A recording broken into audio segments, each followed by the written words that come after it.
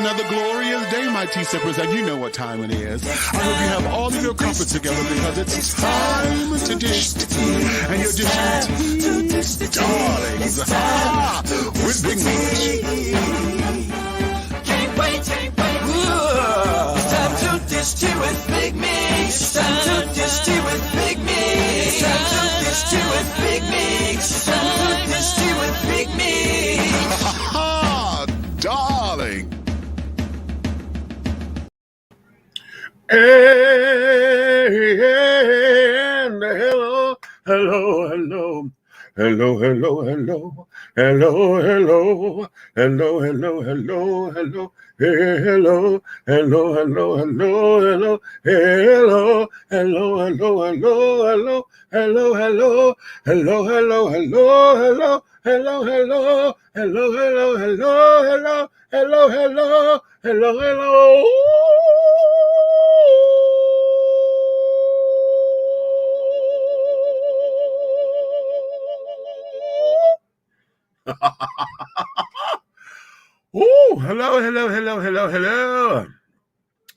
To all of my tea sippers, my crumpet dunkers, darling, my tea brewers, my pot stirrers, and my tea leaf readers. What's going on in your world? Honey, it's another glorious day, darlings.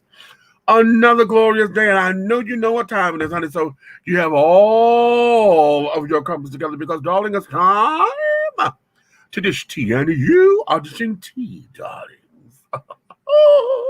With Big Meat. What's up? What's up? Baby. It's been one of those days. It's been a productive day. We had a wonderful time earlier this morning. My car club, she's where we came out to come and represent with the city of College Park. And we were this morning doing some community service work, honey. They needed some help and wanted volunteers to come out to help paint. There's a wall along Main Street and Camp Creek that enters into College Park and or into downtown College Park. And so that particular wall is going to be a mural. And so we had to prime it and everything. So we went out there to go and help get all that together and things. And we did a few things out there with the children.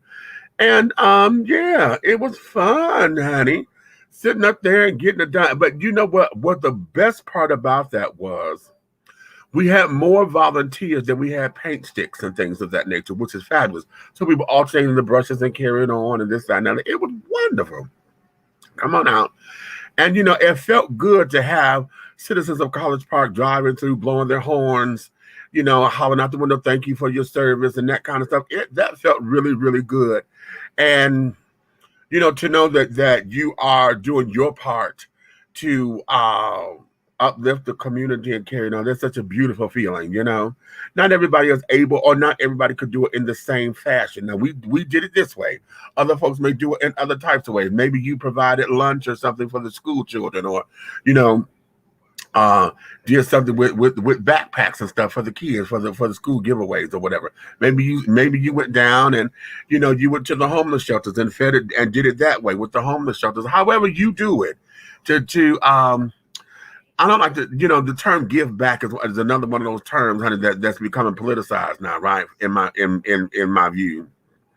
But anytime you are of service, okay, to your fellow man or fellow woman or fellow child, when you are of service to one another, that there is such a beautiful feeling, and it's a spiritual thing because you can't buy that. You can't buy that feeling. You can't manufacture that feeling. That there is just genuine from the heart, and it's given in love. And when you see how it touches other people, that's just unspeakable joy that it just can't be bought, honey. It just cannot be bought. It's a beautiful feeling. So we had that, and then we had to do some other runnings and stuff because, you know, we're preparing for July 23rd. As a matter of fact, let me play the commercial right now. Just listen to the commercial, Chad. The time has come for you to experience Fierce Throttle, starring Miss Samantha Stevens Divinity, Miss Gigi Lavelle, Miss Scarletta Lavella Mafia Carmichael, and direct from Baltimore, Maryland, Miss Tania Lachey, and our very special guest, the one and only, the First Lady of Gospel, Ms. Helena Hologram. Friday, July 23rd, 2021, at the Magic Luxury Occasions, 2479 Riverdale Road, College Park, Georgia, in the Jamestown Plaza. For more information and tickets, call 404-914-5610. Come on out, son. It's time to get fabulous, darling, and fierce. Yes! Are y'all ready? You ready to experience the fabulousness, honey? You ready to be fierce, darling?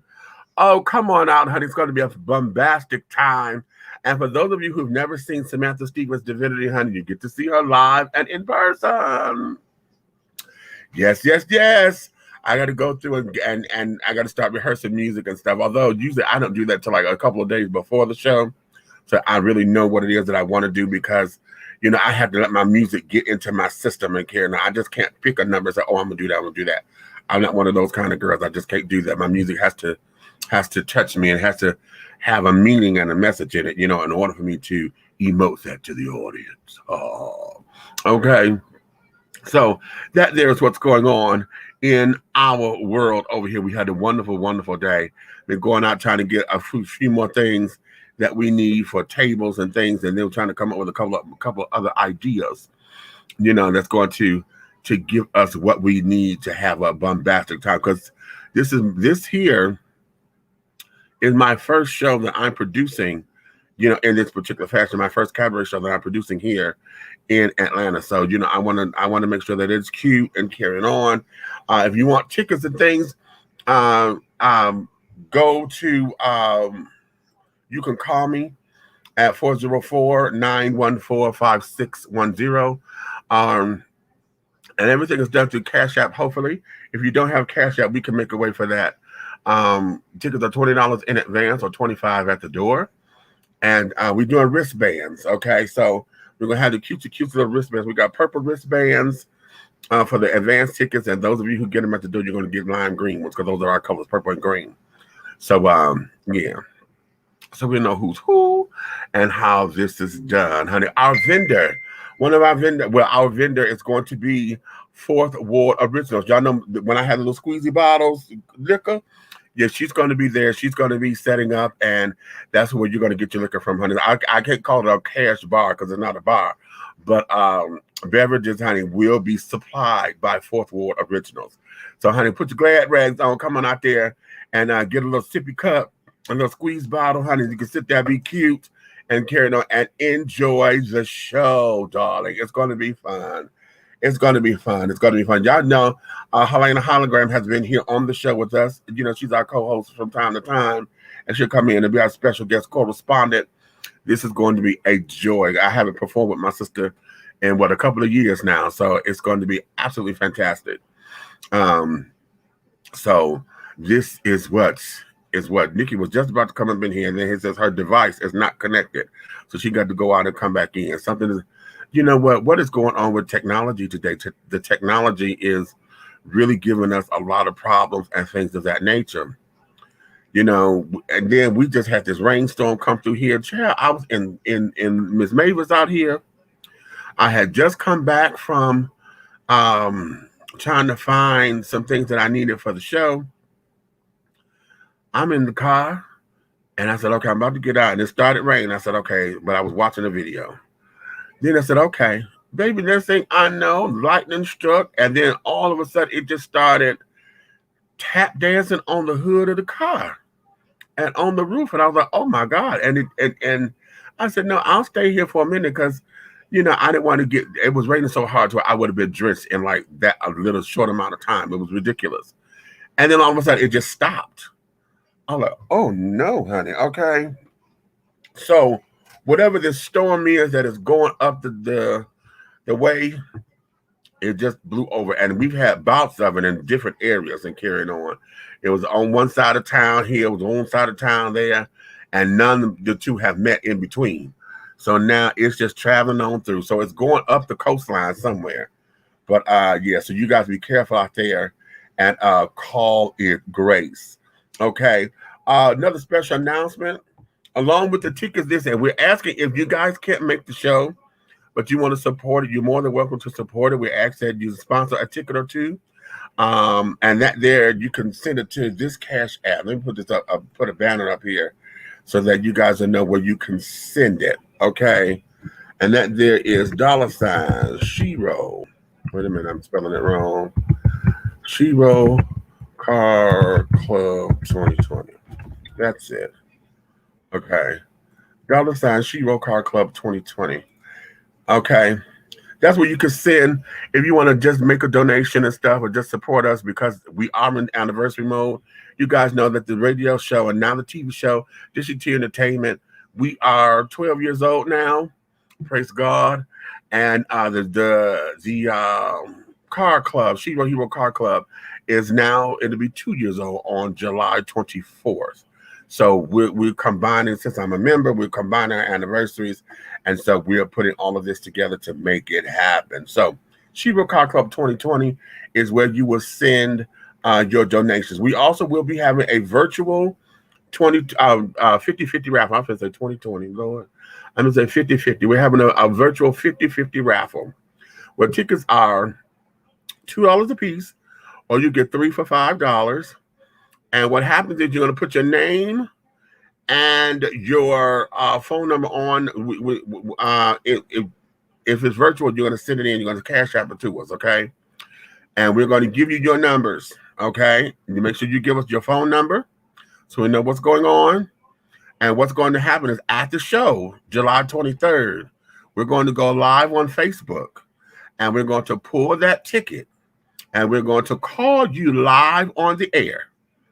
And once we confirm your Cash App and carry on, we're going to send you your winnings immediately to your Cash App, honey.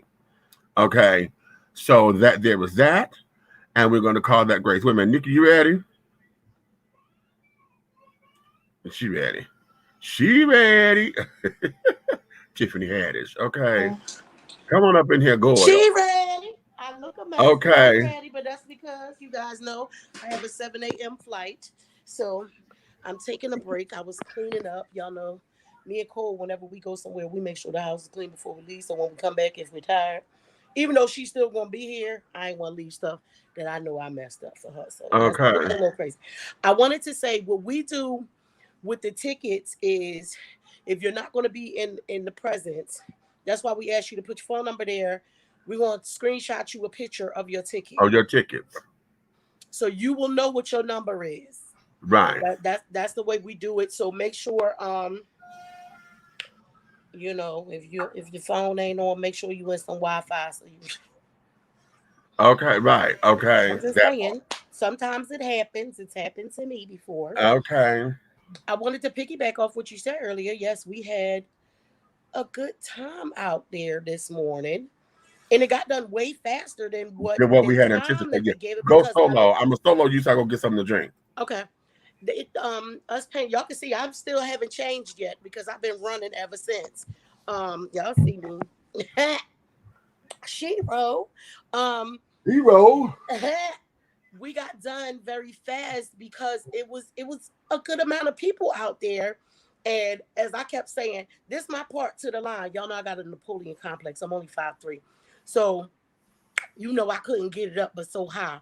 But me, Thickum, and Queen, we made sure, and Mook got sick. Oh my God, my baby got sick. I thought she went to go smoke or something. This child was over there sick as a damn dog. So our sergeant at arms, Money, had to take her home, but she did work for a good amount of time before that happened. So, and then Meech came, you know, he taller than us. That's for my mother. So he could get taller than us. So us short people made sure we got it to the line, and then Big Meech came and did it a little higher, and then they had some very nice gentlemen up on ladders. Now y'all know Auntie ain't getting up on nobody's damn ladder, sure ain't. Because if I fall, y'all, I love college work. I really do. But if I fall, so because we was out there doing it for the people, I didn't want to have to cost the people no money. So I stayed my ass on the ground. Yeah, like me said, then we did some running around after. We went over to the venue just to get an idea of the things that we want to do on the outside part of the venue. Then we all did some running around for other stuff. Oh, let me tell y'all. So I'm doing, I shouldn't be moving around because I'm in pain, but I gotta show y'all this shit. Ooh. So I'm doing the centerpieces for our show, right? Okay. And, even the ones that I started on aren't finished because we're waiting for other flowers, right? But can you guys see this? Do you see this beautiful purple and green? These are our Shiro Hero colors. This in here is black sand with gold dust, right? Y'all see that? That's purple, right? And we all agree that's purple? Right. Okay. So we didn't have enough for me to finish. I still have some more, but it wouldn't have been enough to complete all of them. So we put in an order. I, went on down to the Amazon, ordered some more. Now, Meech, what happened was the vendor that we got them from the first time didn't have them. So they give you a suggested. The purples were out from them. So, they give you a suggested. What the hell is this? Girl. I swear for God. What would they sent me? And listen, That ain't purple. Listen, and you would think that maybe they just sent me the wrong flowers, like they sent out the wrong one. I promise y'all, this label, can y'all see it up close? That shit says Mandy's 20-piece purple artificial calla lilies flower. Those ones still in the thing. Where? Girl. Right. So Amazon has contacted them and let them know that the color that they gave me is not purple and maybe it was misscanned. Like maybe somebody put the wrong thing on there because I went on their site. Right. And that color is like, I think it's called dusty blue or something like that.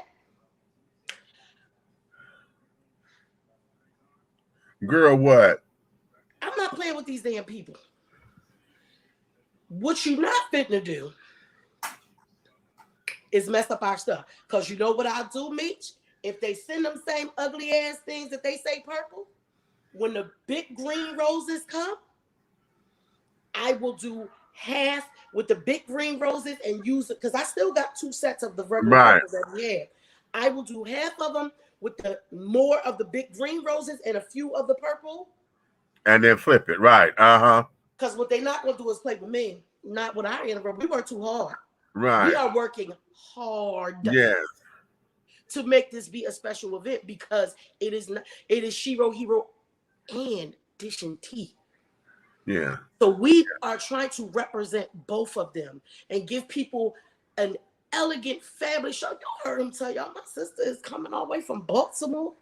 Oh, wait a minute. She in the queue. Hold on. Let me bring her up in here. What's she? She ain't in the queue. That's that damn Derek. Yeah, that's the other white meat bitch. That's my brother. That ain't my sister.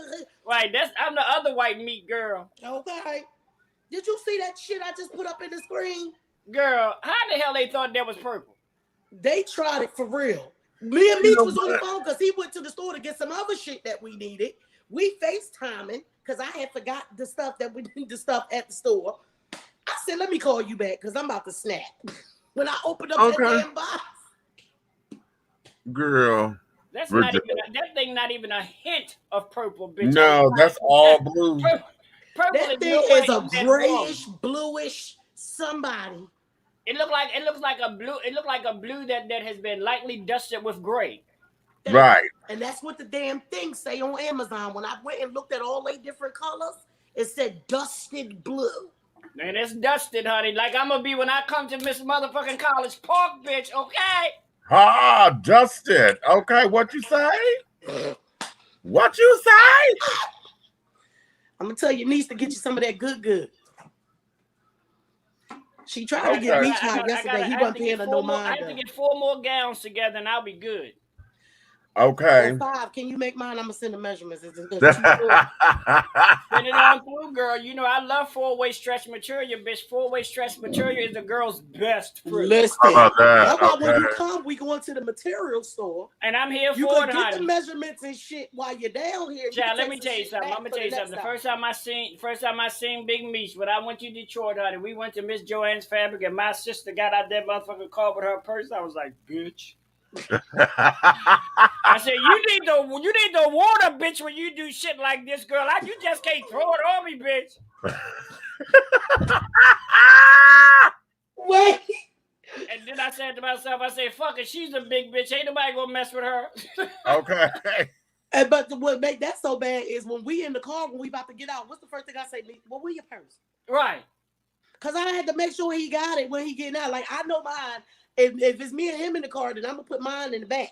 Right. So I know where mine at, but he be getting out, and he put it, like, right there where the armrest be. So I don't see. I'm like, where your purse at? Listen, and I gladly call it a purse because a man it bag, is, and it's honey, a nice one, too. Most the ones he carry be very nice. Meech, don't do it, because you know if it's cute, honey, you can turn a cute little diaper bag into a purse. Hello. I have before. You better tell somebody. I know, bitch. That's why I said that. I know. Okay. I have before. Shit, diaper bags, hell, cigar boxes. The cigar boxes. Girl, Okay. I'm trying to tell you. Shit. Okay, you better understand. And don't let me get one of them little cute little hygiene kits, honey. That becomes a clutch in a minute, honey. Wait. I'm trying to tell you. This ain't no purse. This is my overnight shaving bag, bitch. Don't play with me. Okay. Now I call it a clutch all day. It'll be a clutch. Yeah, boom, right there. Okay. There you go, honey. Okay. So listen, I call today's show "Catch This Tea." Peace attracts chaos. I love that. Peace. I love that. Attracts chaos. Because Lord knows I've been trying to be peaceful and these motherfuckers. And what happened? It came to me. I was on the phone just a few moments ago, and I was talking with a good friend of mine, and he was saying that he had just reclaimed his peace. He said, "I've reclaimed my peace," and it just seems though since I've done that, now chaos done came out the woodwork. I said, "What you mean?" Every time. He says, "Well, hell, family now want to be calling all the time. They want to come visit. They want to come spend time. His exes done came out the woodwork and stuff, telling us, oh, I miss you. I want to spend time." Ooh, but that's people testing your peace. You And I said, wow. You gotta learn how to protect your peace, honey. Listen, and here is where this is. And I wanted to go there because oftentimes, you know, in lieu of thinking that you're protecting your peace, oftentimes what you do is you put it on the shelf. Okay. And you don't necessarily protect it. What you do is you thought you moved it out the way. But it's just like when the children say, don't let nobody yank your chain. Peace is on the shelf, child, and somebody see where you placed it and they go fucking with your shit. Yeah. Okay. And so oftentimes they'll go right to your favorite book. How many of y'all, and y'all know this, we as African Americans, and I'm sure, I don't know if any other, there's other ethnicities that do this, but y'all, it's different. Y'all do it differently than what we do. Because I know Asian customs and stuff, and they make a whole shrine, you know, and a whole prayer place and this, that, and the other. But, you know, we have the book. You know, we got the big family Bible open to the 23rd Psalms. All right? Somewhere on the table somewhere, right? And usually, normally, and most of the time, that family Bible holds all of the secrets. Come on. Okay? You know, he had money up in there.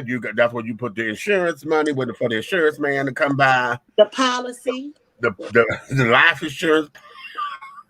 I told y'all when Jackie died, everybody just kept coming in the door. The insurance policy is 2 of them. Nikki, one got your name on it, one of them got Nico's name on it. It's in the Bible. Right, it's in the Bible. And the Okay. name and the name of the man who's really the daddy. How about that? Ooh. And oftentimes, and we all know this to be true. Look at her. She's I hate you. Everybody knows that you don't fuck with that damn Bible. Everybody knows that when it's open, you don't close it. And when it's closed, you don't open it. Open it. Okay. What is that part about? Why? Yes. Child, if it's already open, that means I got to open to my scripture. And for anybody to come up in there and close it, means that you're trying to intercept and disrupt God's word. Oh, wow. Okay. If it's closed. But the family Bible was really only supposed to be touched by the family matriarch. And that's why I'm finna grace, and that's where I'm going. And if it's closed, you better not open that damn thing because you got to have permission to open it. Because not everybody's supposed to touch that damn thing. You understand? Because everybody come in there wrong. You want to come in there, huh? For us growing up, it was the Quran. And I talked to you about this the other day. Right. My ex-husband, Brian, has the Quran that was in my house when I was a child. Okay. And even though he gets on my last motherfucking nerves, I know that it's safe there. Because there's been a couple times I had to move around, some shit didn't happen. You know what I'm saying? Right. So I know that it's safe there. And if anybody knows about Islam, if you have, because just like the Bible, there's a big one. Right. And you might have your own little personal one. Right. The big one for us sat on the table, and there's it's a Quran holder. Actually, it's a big wooden thing, like with legs, like it's up like this, and then they got the legs at the bottom that go out like that. And it would be, my mom would open it, and then sometimes it would be closed. So I never even thought about what it was. Okay. So that's a cool thing to know. But the matriarch of the family, honey, is supposed to be the one, Big Mama, honey. That's her, because they call it her Bible. Yeah. And that's the one who usually opens it, and she's the one who set the precedent of whatever the scripture gonna be. If it ain't Psalms 23, it's Proverbs. Y'all know mine 34:4. Psalm 34:4. Child, if it ain't Proverbs, baby, you going to Acts 2:38. Oh. Okay. If it ain't Acts 2:38, honey, it is John 3:16. Oh yeah, now I hear everybody. Okay. For God so loved the world that he gave his only begotten son, whosoever. Only begotten son. Okay. Don't get me started. Okay, so we got that. Child, okay. So there's certain things, honey. So you didn't touch it, but and I made that reference because of the importance of that. Because that became a ritual in a lot of our households, and regardless of what your faith is, y'all know that book or whatever that practice is. For those who had altars and carried on, that was sacred. You didn't go touching that altar. You couldn't touch. You could not. You couldn't touch that altar. Here's one. All right, the Quran, the big one. Yeah. Right now, my cousin. Oh my God! Like we got some womenizers in our family, y'all. I'm not even gonna lie to y'all. He was horrible. He was, and he probably still is to this day. But he my cousin, and I love him. But we was out. Me and my cousins and stuff was out. Right. With his girlfriend, the main one. Mm-hmm. The one that's able to be with the family. Oh, okay. Oh. We roll up. People from Philly. We go to Sid Booker's. Okay. Sid Booker's it's a bar, but it has an outside window because they famous for their fried shrimp. Okay. Okay. We pull up. We ain't think about him. It's just all us girls. We just having some time. This motherfucker pulls up in his car with another bitch, but not just another bitch. See, the girlfriend don't know about this bitch. We can't stand this girl. Oh. And this is something me and the other girl cousins, like, we just don't like this bitch. It ain't got nothing to do with him because we didn't even know that he knew who she was. Right. We can't stand her, period. Like, nigga. Like, she was rolling up. Remember, we had to do this. Rolling up windows trying to be saved from us. He was like, he, with his trifling ass, beat his girlfriend up. She didn't do shit except for saying, what's going on? See, that's that guilty ass conscience. But when we got back to the house, because I ain't usually no snitch, but nigga, I'm telling. When we get in the house, bitch, I'm telling. Mom, let me tell you what happened. He comes in the door after us. Puggy picked up that sorry, God. She picked up that damn Quran and threw that thing clean. It knocked him clean upside his head. And to this day, we still remember what my mother said. She said, "Now that's a holy hickey right there, and you deserved it." Because remember back in the day, hickey was either what you got on your neck or what you got upside your head when you fell and you got the knock. Right, right. Not a holy hickey, honey. A holy. And you know, because when she picked it up, we all, and everybody did that gas. I was like, right. Because we know she wasn't picking it up to read it. Right. Hey, she wasn't picking it up to read it. When she threw that thing, it was like, because we didn't know what my mom was going to say. You know what I'm saying? Right. That's what it was. Matter of fact, he came in the house. You know how you got your door and you got the key that you on the other side of the door. And that's what he did. He came in the house, snatched the key out the door, and threw it at her. When he threw it at her, it hit her in her mouth. Blood flew out her mouth. So she was seeing red, honey, literally. Wow. And she picked that thing up, and it just was like that gas, like, ooh. She picked up the big one off the table. Hey, right. Like, we didn't know. So for my mom to be like, oh, that was a holy hickey, we knew it was okay to laugh. Because we didn't know what was about to happen. Okay. Them books be sacred. Okay. Little Deja, she said, what the address is? We on the way. Right. Okay. Rose said, I need to tag you in the video on IG that she think you would like. Okay, I'll look at it when we get off here. Thanks, Rose. Okay. I know you ain't seen me all day. I ain't been over there on the Beach Coast Street. Hey, okay. I've been busy. Okay, Mom, I'm really sorry, you guys. I've been missing in action because I got my grandbaby. Oh, okay. Oh, well, I know how that be. Been busy as crap, honey. Oh, now, oh, wait a minute. She said, "That's crap, honey." That means you're a girl. Okay. Look, let the Lord use you, Dr. Mom. I'm going to be taking her bad tail back to Texas Monday. Monday will be coming back on the 29th. Okay. Wait, she said Romans 8:28. Okay. Remember when the twins was here? I said, Molly, you got 14 days, and on the 13th day, your ass better be here. Right, because they leaving on the 14th. Out the door. So okay. Feel, Dr. Marla. We miss you too, darling. We see you. I'm feeling blessed every day. Okay. We see you soon. Well, I use that example because oftentimes the sacredness of that book in the house is equivalent to when we say somebody, peace attracts chaos. Mm-hmm. Because soon as you declare that such a peace over your world, okay, it's like after woodwork, somebody come and you have to have some moments to constantly reclaim your peace. Okay, constantly reclaiming your time. Come on, Auntie. Yeah. Okay, and all of that. Come on, let me let Red up in here because he came. He in the queue. Hey, Cat. What's your title? Mm-hmm. What's your title? Your title kind of touched me. You said peace. What? Peace attracts chaos. I'm gonna steal it, but as you know. Okay. Your mic ain't on. Hello. Hey. Hey. What's going on? Hey, girl. Hey, what up, baby? All right. Hey, that what's up, Shorty? We got Derek in here. Yeah. All right, honey. Don't do it to yourself, honey. Okay. I told Meech and Nico last night. I said y'all giving them too much. Yes. I said y'all giving them too much material. Hey. I'm gonna tell y'all this. I love y'all, but I'm so damn scared of the 23rd. I do not trust you. This one. And you should. That one right there. That motherfucker right there. Yeah. And you what are y'all talking about? Wrong with him. You know something wrong with him. What do you mean?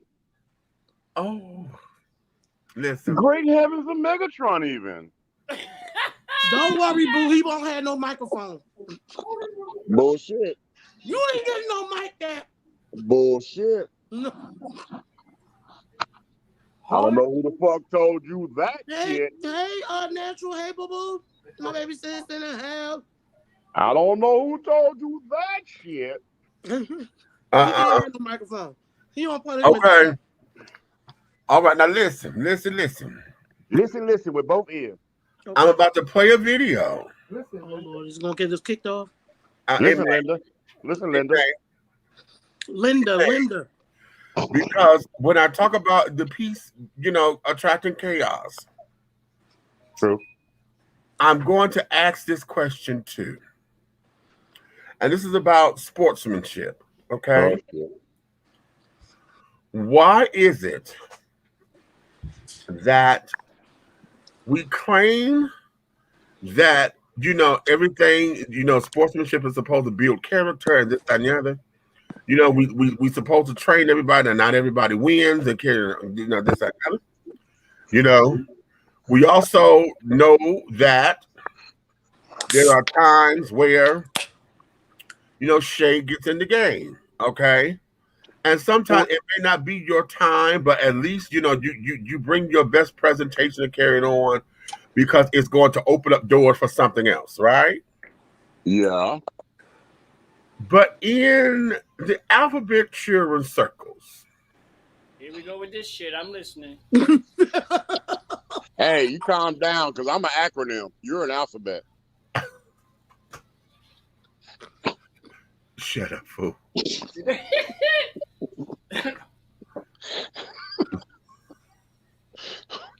Okay. That seems to go on deaf ears, especially when we have created families and we got house mothers, house fathers, and carrying on. Yeah. It always seems as though that message doesn't go over well, or we don't encourage the youth to take heed, right? Let me play y'all something that just happened over the weekend.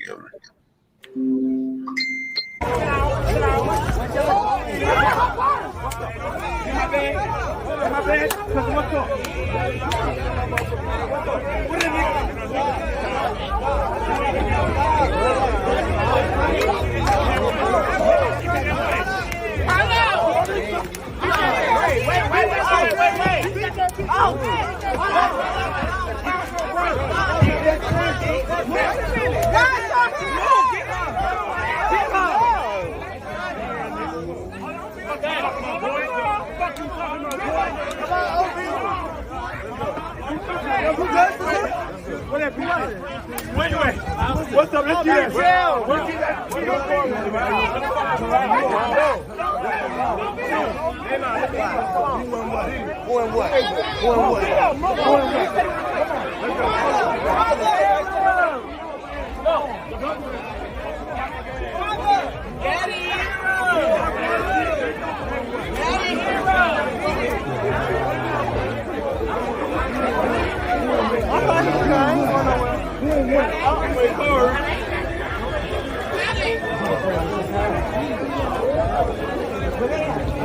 They still her out. Keep it moving.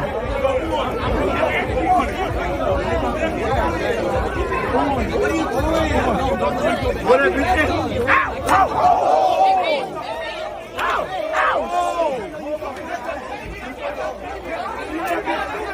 That's my champion.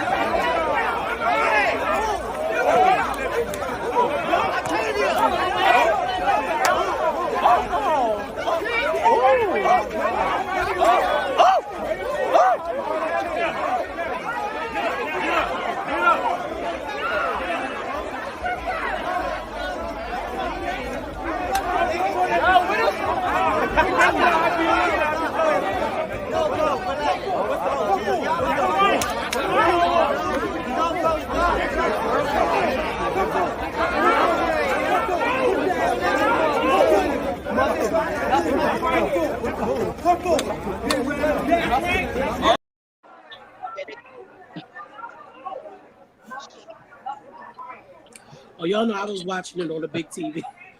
That's crazy. Hey. Can somebody call that guy and ask him where he got the crop top from? I knew you was going to say something about that fucking sheer crop top. I was waiting. Right. Okay. He probably got it from Rainbow. Okay. Oh, matter of fact, they got a 70% off sale right now for y'all. I know. Yeah, I just walked through it, honey. I saw the same actual one. Oh, you was in there being fierce. Okay. Okay. The problem that I have with this What is it? is a few actually. Number one, Do we know the backstory? What happened? after reading the comments, because I wanted the backstory to find out what the hell this was. Right. Reading the comments, this is in Charlotte, North Carolina. Okay. I believe this was posted last night. Two of my brothers live in Charlotte. Yeah. Oh shit, there's a part 3. I hope nobody really get hurt. Okay, child, this thing lasted forever. This was just posted 10 hours ago on Twitter. Okay. Actually, the one I showed y'all was posted 15 hours ago. Okay. So what did you find out? Well, number one, this has something to do with they were trying to say this was the ballroom thing. And somebody in the comments said, no, this had nothing to do with ballroom. This here was somebody just got drunk and then didn't know how to shut the fuck up or went too far with what it is they were doing. Mm-hmm. Apparently, the name of this particular house is the, wait a minute, I'm going to tell you in a second. It's the somebody Gucci's. You know them? Who know who? Who know? Look. Wait a minute, huh? Look like Derek know them. Hold on, I'm trying to get the right name. I got to get the right name.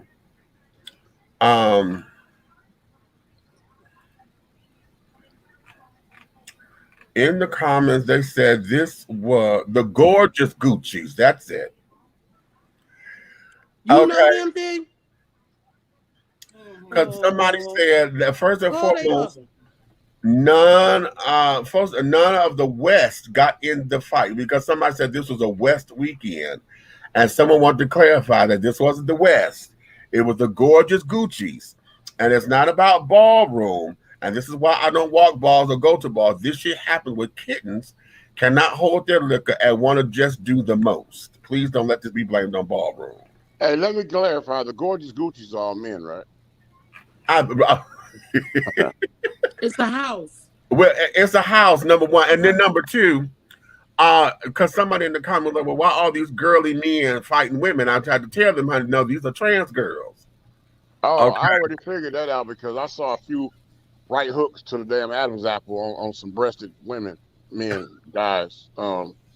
Yeah. I'm going to hit him. I'm going to hit him. Oh, God help me. I'm going to get a whole wheat pasta noodle. Hey, can you make it honey wheat so I can show my soft side? Thank you. Hate him.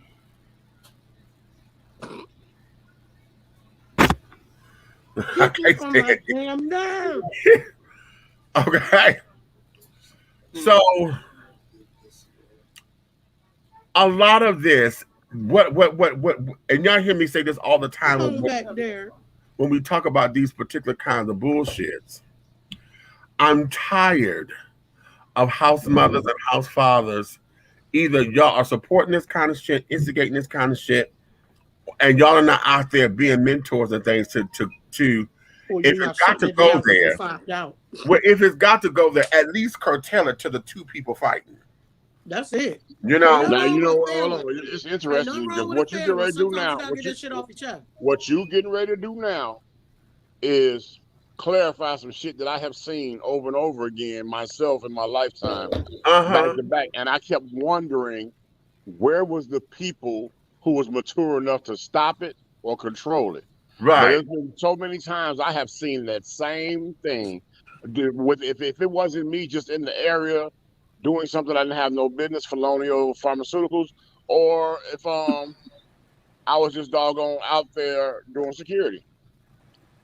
Oh, really? Remember back in the day, it would be like that. It would be an old head out there that would say, hey, we ain't doing all that. But see, it's crazy because that's a bad name. You can't do that because now you're going to label every house. Right. Yep. And Right. that's what pisses me off about this world, period. I'm going to give it to the world, not the United States. And that's where I'm going. Right, right, I'm right. going to give it to the world. Everybody will have their own negative inclinations about the entire situation because of one group of people that do not know how to control themselves. Right. Think about it. You can think about this all the way around the board. Think about when it comes to, you know, how we get older, we be like, that goddamn rap music, even though we in the business. We love rap music. But there will be a couple artists who really on some dumb shit, don't know what to do. Now you done blew up. You probably ain't really talented, but you blew up any goddamn way. You got a whole bunch of money and ain't nobody taught your ass artist development, which means you need to develop as a person as you go up. Right. You can't still do the same shit you was doing when you was hustling to get on. Right. Or you're going to take away everything you got. So then you attract those other people who act like you.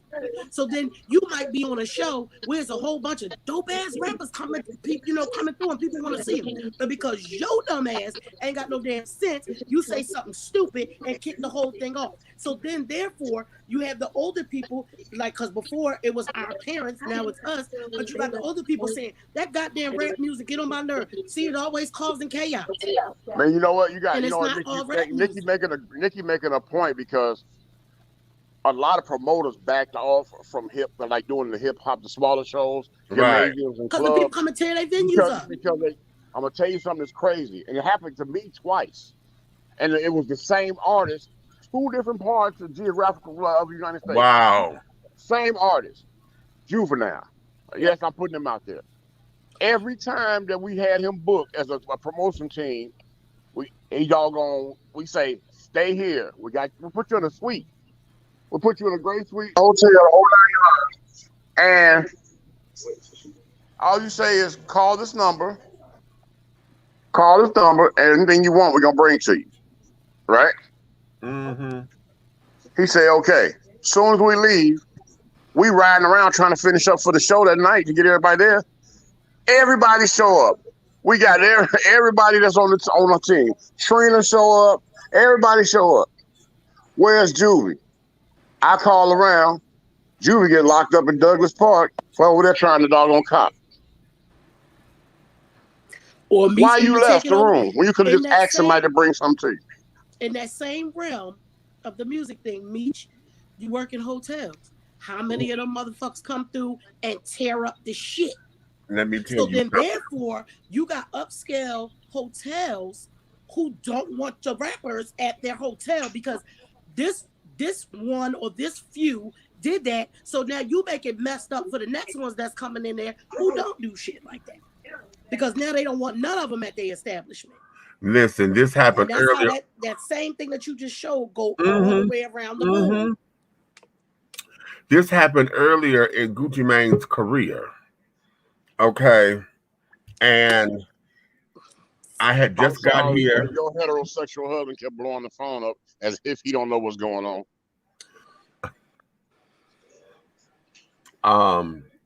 Well, we know which one it is this time, so ain't nobody gotta ask. I didn't say this. He did. Today you're not a hoe. You're my brother. I was about to say, wait a minute. You weren't with us this morning.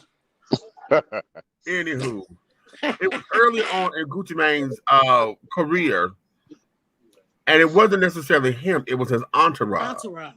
Right. Okay, it was his entourage.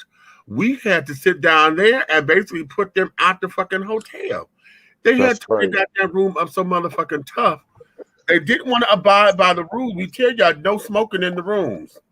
That's a $250 charge if you go smoke in the room. Well, what they would sit down there and do is drop $500, be like, fuck that, because we gonna smoke. All right. So in addition to that, you know, a lot of the hotels will sit up there and say, okay, money talks. Okay. Then they want to sit down. This is when we had mini bars because the Western Atlanta Airport used to have the mini bars. So that try to clean out the mini bars. Seen it in a long time. Clean out the mini bars. They had tore that room to fucking shreds. Okay, it was absolutely. It looked like it was a goddamn chicken fight. I was gonna say cockfight, but it wasn't gonna sound right. Too late. You don't know. I know. But there's no such thing as a cockfight unless there's 3 people in the room. Not necessarily. Don't indulge him. Don't you dare indulge him. It could be a cock. It could be a cockfight with one motherfucking person in the room, honey. Hold on, what cockfight you be going to? Bitch? That's a tug of war. That child, you call it what you want it. You put sugar on shit, it's still shit, honey. I told you not to indulge in that shit, but you kept going. Hey, stop it, y'all. You've been around long enough. Stop. Me just talking. Get back to the cocks. Go ahead. Why, thank you. Okay. See, Lord, you told me to go to bed because I got an early flight. I just ain't listening. But it was just one of those things to where we had to put him out. So what it was, his publicist at the time, I was trying to give her the heads up because she's part of my high school drama club, and basically she kind of like rolled him off. Is Nikki his publicist? Was Nikki? No. They had the same publicist at one point. Oh, okay. And she was also a part of our high school team. But at that time, I was trying to give her the heads up, but she had just dissolved their relationship, and I didn't know that because of that. Because it was always something. It was always something. But when we come down to these kinds of avenues and these kinds of things, why isn't it there when we have folks to sit down and say, listen, or somebody strong enough or big enough? Wait a minute, security's supposed to be there. How come security ain't got balls and say, listen, cut this shit out? And are they scared it's just going to tear up their money? Or what? Because who is supposed to be the responsible people that to say, listen, don't do this? And I'm trying to figure out, that went on for a while. Ain't nobody called the police? Let me say this. If security didn't want to get involved, ain't you at least going to call the cops? Let me say this. First of all, there can always, let's get it right here. Y'all know how I am. There can always be one person in the room, but it can be one person in the room, but it can be 2 cocks. Don't ever get it twisted, honey. You don't need multiple people to have more than 1 cock in the room at a time, honey. Right. That sounds like a cocker spaniel. You started that. No, but the thing that's bothering me with this is the same house that was just on Legendary, the TV show.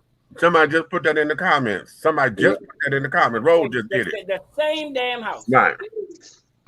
So that means they condone that bullshit. Hold on. Not necessarily condone it. No, I won't necessarily. No. What we have here, we got folks who think that they're privileged because they were on television. Oh. See, just to sit down here and gave them status. Okay, they got status because they not now they've been on Legendary, they on TV and shit, and so now they I've been on TV, I've had status in the industry, but I still beat your ass in private. I ain't, But why do you wait till you get status and now you decide you want to act a whole ass? Because you know what, monkeys like the motherfucking floodlights. But wait, now y'all say they was on Legendary, right? Yes. Was it regular cameras out there then? Because that might have been some footage for a show, honey. No, but the thing is, you got to keep in mind that all the shows were pre-recorded. So them shows could have been pre-recorded 6 months ago. No, what I'm saying is they could be getting new footage. And maybe that's why the stuff wasn't stopped. But see, but the sad part about it is now you're going to affect, and you may run the possibility of the whole goddamn show getting canceled. Being shut down, right? Yeah, because ain't nobody gonna want that because you don't know what type of doggone legalities come out of that whole situation. I was getting ready to say that I've never watched Legendary, so are they a classy act? Legendary is allowing these house and ballroom children to get their props and recognition without the drama. Candy Okay. apple. Okay. So if that's what they're doing, then yeah, they ain't going. Then they're not going to do that then, because you know how some of them. Oh, Leah was calling for cupcake. She said, Miss Red. Okay, so if they're trying to show the good sides, the things that, you know, for people who don't know about it and stuff, and all we know is what we see on polls, and so it's trying to let us see all the good stuff. Right. Okay, yeah, they'll shut their asses right on down. They'll shut it down. That's a good thing. I'm glad to know that. Because, you know, so many of these things that is for whatever they call reality TV is for the mess. And the mess is what sells. So I'm glad that y'all told me, because I had never watched Legendary before. And here's the other thing too, because somebody said that in one of these comments on the Twitter feed was that, oh, here we go with these content creators. You know, everybody trying to create content for their little pages or whatever. That's the company that got so many cameramen. Because TC said, look at all the cameramen. You know, everybody got their phone. You see more phones up in the air carrying on, fucking up the and damn. ain't nobody trying to help. Right. Okay. And you can tell when nobody's scared, because there was too many people walking around doing other stuff. Well, not scared. They wasn't scared, and then they feel as though, okay, if you hit me, I'm swinging. Yeah. Versus going the fuck home. Yeah. Like where is the this is too much bullshit. And you know, and that was always, you know what, listen, and I'm gonna say this because I know this is gonna sound very prudish of me. But I was never one to stick around to see who was gonna win the goddamn fight. Okay. Now, when I was in high school and stuff, and somebody started fighting, yes, I went over there to go see who was fighting. But after so long, I would leave, because it was like, okay, if y'all push me one more time, bitch, we all gonna be fighting. So let me get the fuck out the damn way. So, but it was never that for me. And if I wasn't in the damn fight, it wasn't no need for me to see who was gonna sit around and win. Right. Okay. On top of it, at a bar, I don't do ugly at clubs. Okay, I don't do ugly at clubs. And you don't do what? I don't do ugly at clubs. Oh, you real picky about who you talk to? I don't do ugly at clubs. We have to stay cute. Okay. We got to stay cute. Okay. I ain't mad at you, because you showed up last night looking like Canary Pimp. So I ain't. I mean, we got some information today that made us change our mind about something. We thought it may be some mess. And it was like, okay, well, I don't need to attend, about attending this thing, because if that's what happens. Right. We'll support from a distance. Tell you in the back chat. Okay. If it's some old shit, that shit ain't the same. Them people gone. I know what you're talking about, brother. Go ahead. Okay. Okay. Oh, what just happened? Did she leave? Okay, but nonetheless, I always wonder how come, where are the house mothers and carrying on, those who supposed to have a better handle of the situations, to where they could squash a lot of that shit. And I don't know why. Was in the club getting the motherfucker drinking the liquor that was left at the VIPs where everybody was outside fight. How about that? Well, you got a point there. Okay. You got free wings and all that shit because everybody outside. Okay. Well,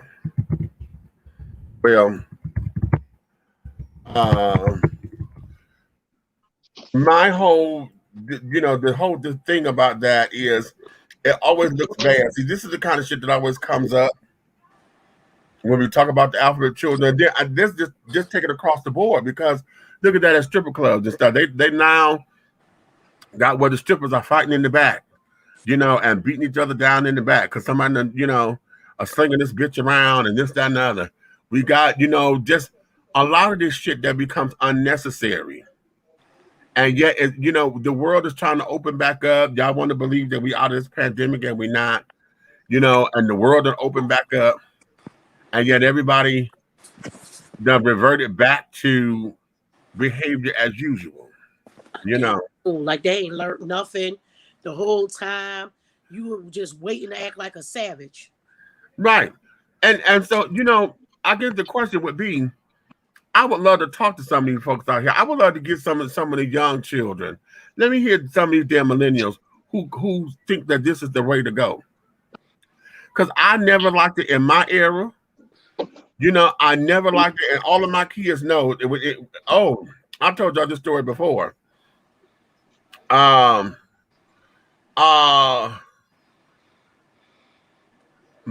very first gay child. Okay, this boy found this one particular guy attractive, and he wanted to talk to the boy, right? Yeah. All right. Okay. The boy wasn't giving him the time of day. He barely wouldn't dance with him, carrying on, but he's still thinking this boy's too fine and blah, blah, blah, blah, blah. Well, I don't know what happened. All I know is we heard this commotion. So everybody flew upstairs, right? Well, when we got upstairs, this same cute boy was being held at gunpoint. Okay. And my dear, sweet, wonderful little child, okay, my firstborn gay child, hollers out, "Oh, Lord, he too cute to die." And this motherfucker jumps as if he was going to jump in front of him. I know how you lie. No, I'm not. And girl, I caught him in the air. As he leaped, I caught him and I threw him down the steps. Okay. As you should. Literally threw him down the steps. And then I jumped down on 5, 6 steps. And I got in his face. What the fuck is your problem? Okay. Just to a cell phone in a black person's house in the drawer. What is your problem? Oh my God. Oh my God, he's too cute. And mama, I said, this motherfucker got a gun to him. And you finna jump up and jump in front of this bullet because he too cute to die? A motherfucker you don't even know. You barely met the boy. You can't even tell me his goddamn name. He didn't even dance at you, with you. Okay? But he too cute to die. Really? And you finna get in this. Okay? So we had a couple of little rendezvous about that because he was mad at me. I said, bitch, I'll kick your ass down here. In front of all these people. You could be mad as you want, but you're alive. You better put yourself on the line in some shit. I know what that battery before you do that. He could be mad all he want. He alive. Be mad. You know? My grandma used to say, "Oh, you mad? You better scratch your ass and get glad." Okay. I ain't never know what the hell that meant, but wait, child. Here's the caveat to that story. The bitch who had the gun on him and shit, right? I don't know how my name got involved in this bullshit. But the dude come to me telling me something. I heard you was one to call the police. I said, I don't give a fuck what you heard. But I'm telling you, this shit ain't got nothing to do with me or my child. Okay? So you take that shit down the way and leave me the fuck alone. And he had a couple of the words that we had the little word back and forth or whatever. And then he was said to tell us, "No, I'm just playing because I just wanted to see what what this was all about and see if you was gonna be a little punk or whatever." I said, "No, we don't do punks." Okay, and that kind of thing. So But all that to say, hey, y'all got that car. Oh yeah, I seen that in the thing today. I seen the Bugatti. I'm thinking about getting little, but I said I'm gonna let her choose the ones that I put in her cart. You know, back in that time, we were able to control situations a little bit. You know, I remember how some other Miss Keisha. She and I used to date before she transitioned. I remember she was trying to squash some shit, and what happened? It had got that way because she was like, "Okay, wait a minute now. I done told y'all leave my son alone. Now I told y'all leave my son alone." And it got a little heated, right? And she said, "Okay, we gonna squash all of this." And remember back in the day when we had the oh God, what they call that damn thing? You know, the hook thing that you put on your car. What was it? The what? The anti-theft thing that was the little hook little thing.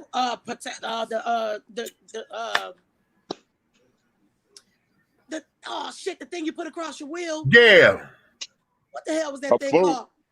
Huh? Not the boot. Not the boot. You talking about the damn little hook thing across the steering wheel? Yeah. What's the name of that?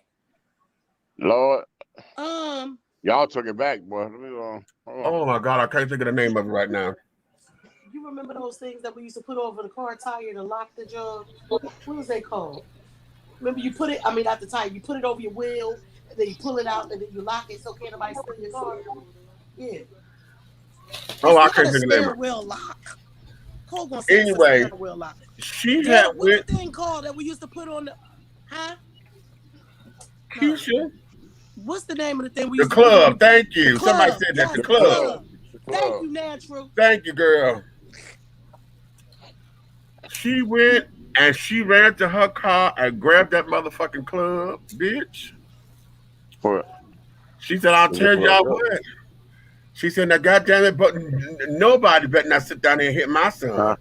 And when I tell you that bitch came and started swinging that motherfucker, everybody scattered. You can find a bigger. And then we started to de-escalate some shit now, right?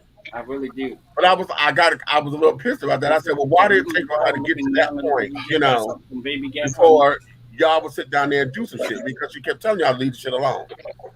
But, you know, but it's cute. Niggas and flies, honey, you know. That nigga said gangster. Huh? I said, no, niggas and flies. I mean, that was gangster. Okay, right. Get on my nerves. Okay, well, damn, testing your manhood, you should have whooped his ass. Oh, child, listen. I'm very thankful to say that I didn't have any fights at the club as a patron. As a security officer, I have. Okay, because I had to go in and break shit up and carry it on. And I have, and I still didn't like it, even though that was my job. I did not like it because I don't like having to get violent and carry it on.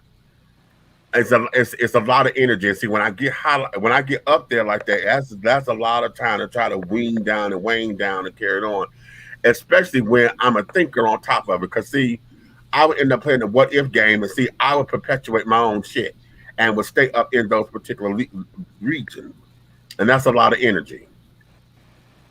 But I wonder why. You know, this whole new generation, we're not controlling this. We're not doing better. You know, we keep hearing about, you know, all of the major black cities, okay? All of the major black cities, okay? Detroit, Philly, Chicago, Atlanta, Baltimore. Now North Carolina, Texas, Houston. Houston, Texas, Dallas, okay? You got all these major cities that got all this high concentration of African American people, and yet we all hear the same shit over and over and over and over again. Especially when it comes to nightlife, when it comes down to the alphabet children, because it seems like we migrate fighting, honey. Like we just taking it on the road, okay? And we're gonna do this bout over here, okay? We're gonna take the fight over down here. Okay, it's kind of like the Super Bowl or whatever. You know, yeah, we got the home turf advantage. Well, fuck that. The next 3 fights gonna be down in Houston. You know, you know, and this that, and the other. Why? I don't understand. and it gets tiring, and I'm sure that the young folks are tired of us as the elders now of the community harping on it. But it's like, what the fuck are y'all doing? What the fuck are y'all doing? And then I'm looking at the new house mothers that care. Now, why do y'all condone this? Where's your sense of pride for your house? Okay, or your set, or your whatever, your crew. Where is your pride for the crew? Or is this the whole attitude so that you're not seen as soft and punk it out? Okay, you got to stand up so that y'all don't get no rep for being punks or whatever. See, the whole idea I thought for the ballroom scene was that you didn't fight outside. You took that shit to the floor. You compete in the categories. That's where you battle. Supposedly. Why is it that it's all that nobody can take? Nobody can lose gracefully these days. That's what I'm talking about, the sportsmanship. Why is it nobody wins, gracefully or loses gracefully? Even in the pageantry world. Okay. The pageantry world, I got so tired of doing local clubs because the black girls will always come up in there and think they were always being shaded by the white girls, right? And they would sit down there and say, oh, well, so-and-so should have won. Y'all know she should have won. Did you want to tear up the club? Why, bitch? If you knew that the damn contest you thought it was going to be rigged in the beginning, why did you get in it? So you can have something to talk about. Right. I just don't understand why we have allowed this particular kind of behavior to become normal, and in whose world do we allow this to be normal outside of ours? And then I don't understand how you're gonna be mad, because you thought you were slayed and you might have been slew. You know what I'm saying? How about that? I don't understand. I haven't figured it out. It don't even have to be a pageant thing. It could be.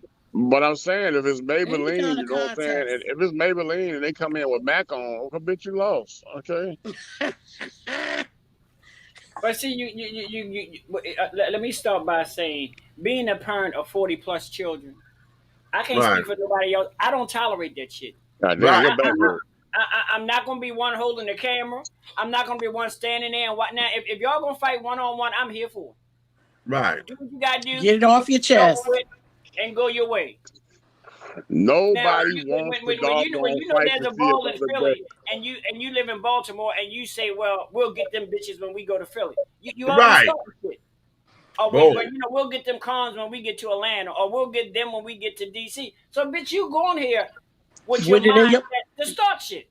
Right. That's your intent. You're not going for the festivities at all. Right. You don't put it into the atmosphere. That's that fuck shit where motherfuckers just don't want to take a loss. Right. You know what I'm saying? Losing ain't always losing. Sometimes losing is learning. Come on. Oh, wait a minute. That's a bad one. Baby, guess what? If you can lose gracefully, you can win successfully. Yes. There it is. Like he just said, because you're gonna learn something from it. Well, I could have did this better, and I seen them do it better. So now I know I could have avoided this situation this way. Or better yet, you can get your score sheets to say, this is what I did wrong, this is what I did wrong, and I know I can't do this next time. Right. That's it. Right. So, but that come from even when you're younger, because if we're talking about it across the board. Let's talk about parents with their kids. If you don't teach your kid not to be a sore loser, right, they're gonna grow up being one all they goddamn life. That's right. That's right. You know what? But Nikki, you need to teach your children how not to be sore fucking winners. Yeah. It ain't about boasting. But hold on, Nikki. You know what? It's funny we have this subject tonight because it's not even been 2 weeks ago. My sister called me on video call, turned the phone towards my nephew, right? He's sitting there with his jaws on the ground because they lost a baseball game, and she yelled at him for not wanting to go over there and shake the people's hand after the game was over. Oh, that's way poor sportsmanship. Right, but because he's on a top team in the city of Chicago. He's one of the top situations that's keeping the boys out of trouble up there. And he's sitting there, she yelled at him about it. And so when she told me, I said, what's wrong with him? Why are you looking like that? She told me what was happening. I said, get that nigga the phone. I read that nigga from top to bottom, over and out. I mean, I gave it to him and I explained to him, the ugly shit you do today will destroy your motherfucking career tomorrow. Tomorrow, exactly. You sitting around here, you swear up and down you want to be a Major League Baseball player, and you are in a doggone position to do so because you have the financial backing and the full family support through everything you do. You don't have to worry about nothing. All you need to do is study the game, play the game, and get good grades. Other people got to struggle out here and save money and all this. When everybody else out here trying to shake a cup to get cleats, you got 5 pair of Jordan cleats. You know what I'm saying? Right. Like not understanding the blessing that you have. You are blessed in a position where all you have to do is concentrate on being that what you want to be. So here it is. You dream to be a Major League Baseball player, and on the way, you pick up a doggone another goddamn talent. That way, if it don't work out, you got something going on. But think about it. The scouts don't always come for the winning teams. They come for the good players. They go for the good players. They don't give a shit if you on the winning team or the losing team. They come to see the best players. I told him, I said, let me ask you this. You finna go into high school with this. You've been playing since something. Okay, you finna go into high school with this, right? Mm-hmm. And here it is. I know how it is up in Chicago because I was up there. I played sports, so. They come to these doggone parks and these doggone real league type games to see. The high school coaches do. Yes, they do. And they figure out a way to get you on their team because they are connected with the colleges. Mm-hmm. And I'm trying to tell him since they be in the Pee Wee leagues, honey. And I tried to tell him that I said, do you not know? Yeah, I said, do you not know today a coach that could change your life probably was at that game? Yep. And he's standing looking at you like. He looking at you like you awesome. I'm like, for his age, you know what I'm saying? He got one more year before he ought to go to the 9th grade. Okay? But he's already playing like he's a damn sophomore. The boy can hit, catch, and throw as a child. Like nobody's business. Like his eyes are so crazy. You pitch him a fastball and that motherfucker out the park. Right. That's crazy for his age. Look, but don't let it go to your head so far. On that same spectrum, when my oldest son was like, I guess that was like middle school, right before he went to high school. You know how they got the summer leagues, right? Summer league basketball teams and stuff, right? So my son was on the one league that was in South Philly, and because that's when I was pregnant with Molly, so I had to be on bed rest, so I was at my mom's. My brother was a coach, so they would not let my son be on his team. Okay. So he's on the other team. My son's team is undefeated. Okay. My brother's team that he coaches only lost 1 game. So when they go to the finals, it's them 2. Right. My son's team loses at the final. Timmy lost his motherfucking mind. He ain't want that. He ain't want nothing. He said, I don't want that. I said, listen, y'all was undefeated all season. Right. That's the trophy Uncle Nico got. I'm supposed to have one of them. It wasn't fair. I should have been on Uncle Nico's team anyway.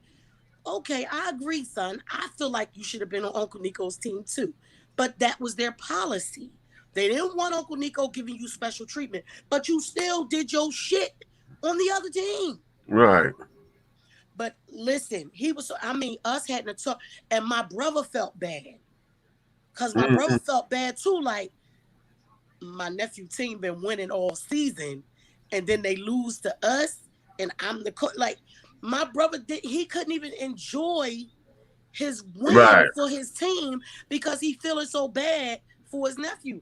And I mean, I'm laying it because I told you I was on bed rest, so I'm couch rest because I'm on the couch. I'm laying there trying to explain this shit without going in labor. I'm like, look, it wasn't meant for you to have, but that don't mean you be like that. Like he threw his trophy. I was like, yo, I don't want that. I said, yo, you out to get fucked up in here. I don't care what you talking about. Like, this ain't what we do. You ain't gonna always win. And if you're gonna lose to anybody, I'd rather you lose to him.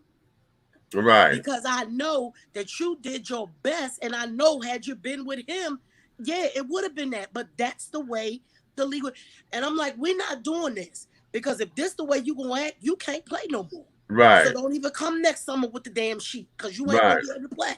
And I don't give a shit if Uncle Nico coached 10,000 teams. You won't be on none of them. Like we have to nip that in the bud when you first recognize it. When you first recognize it, you have to let them. Hey. Okay. She say people drag millennials for being the participation trophy generation, but truthfully, we were the first ones to be taught that winning is the only option. Being first at all times and putting importance of self rather than the whole has poisoned future generations of America.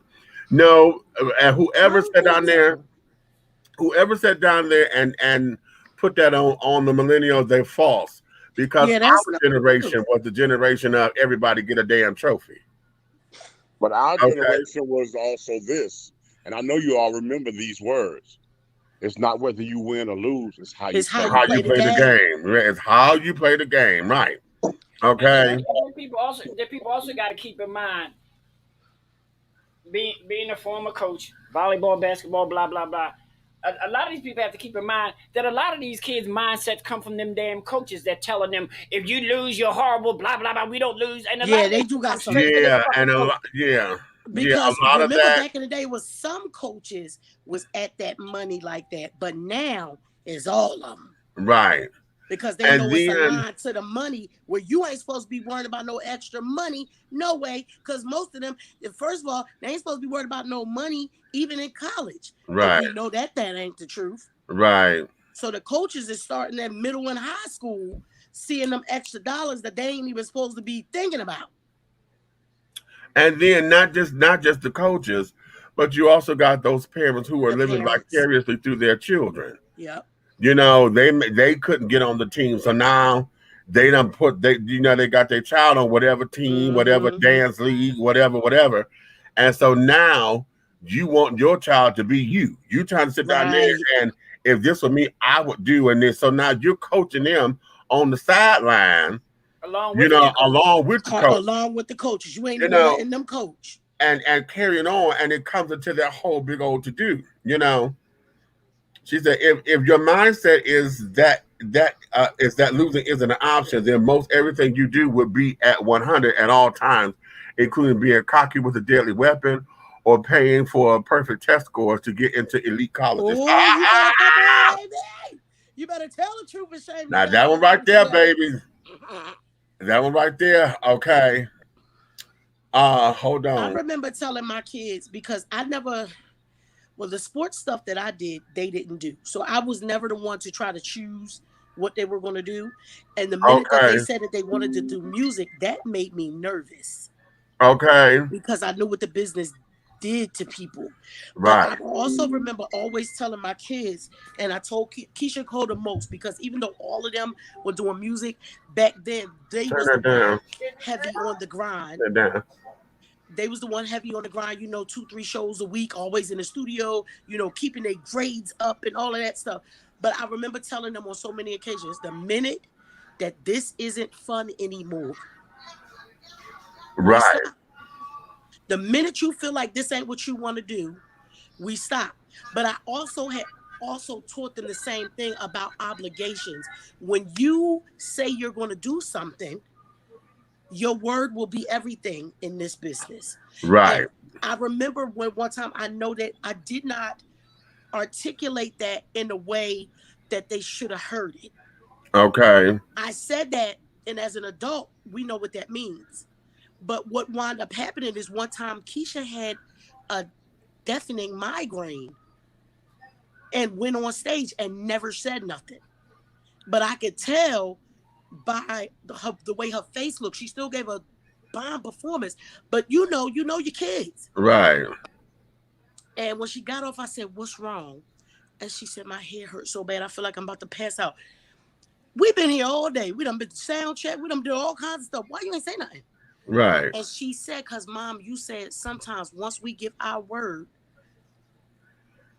is everything. So the show gonna have to go on." Right. I said, yeah, but that don't mean kill your goddamn self. I could have went and got you some migraine medicine, some Excedrin, something, and we could have seen what would have happened in a couple hours before it was time for you to actually go on stage. Right. You know, you and your sister look just alike. She could have did the whole damn song. They would have known that she was doing your parts. Right.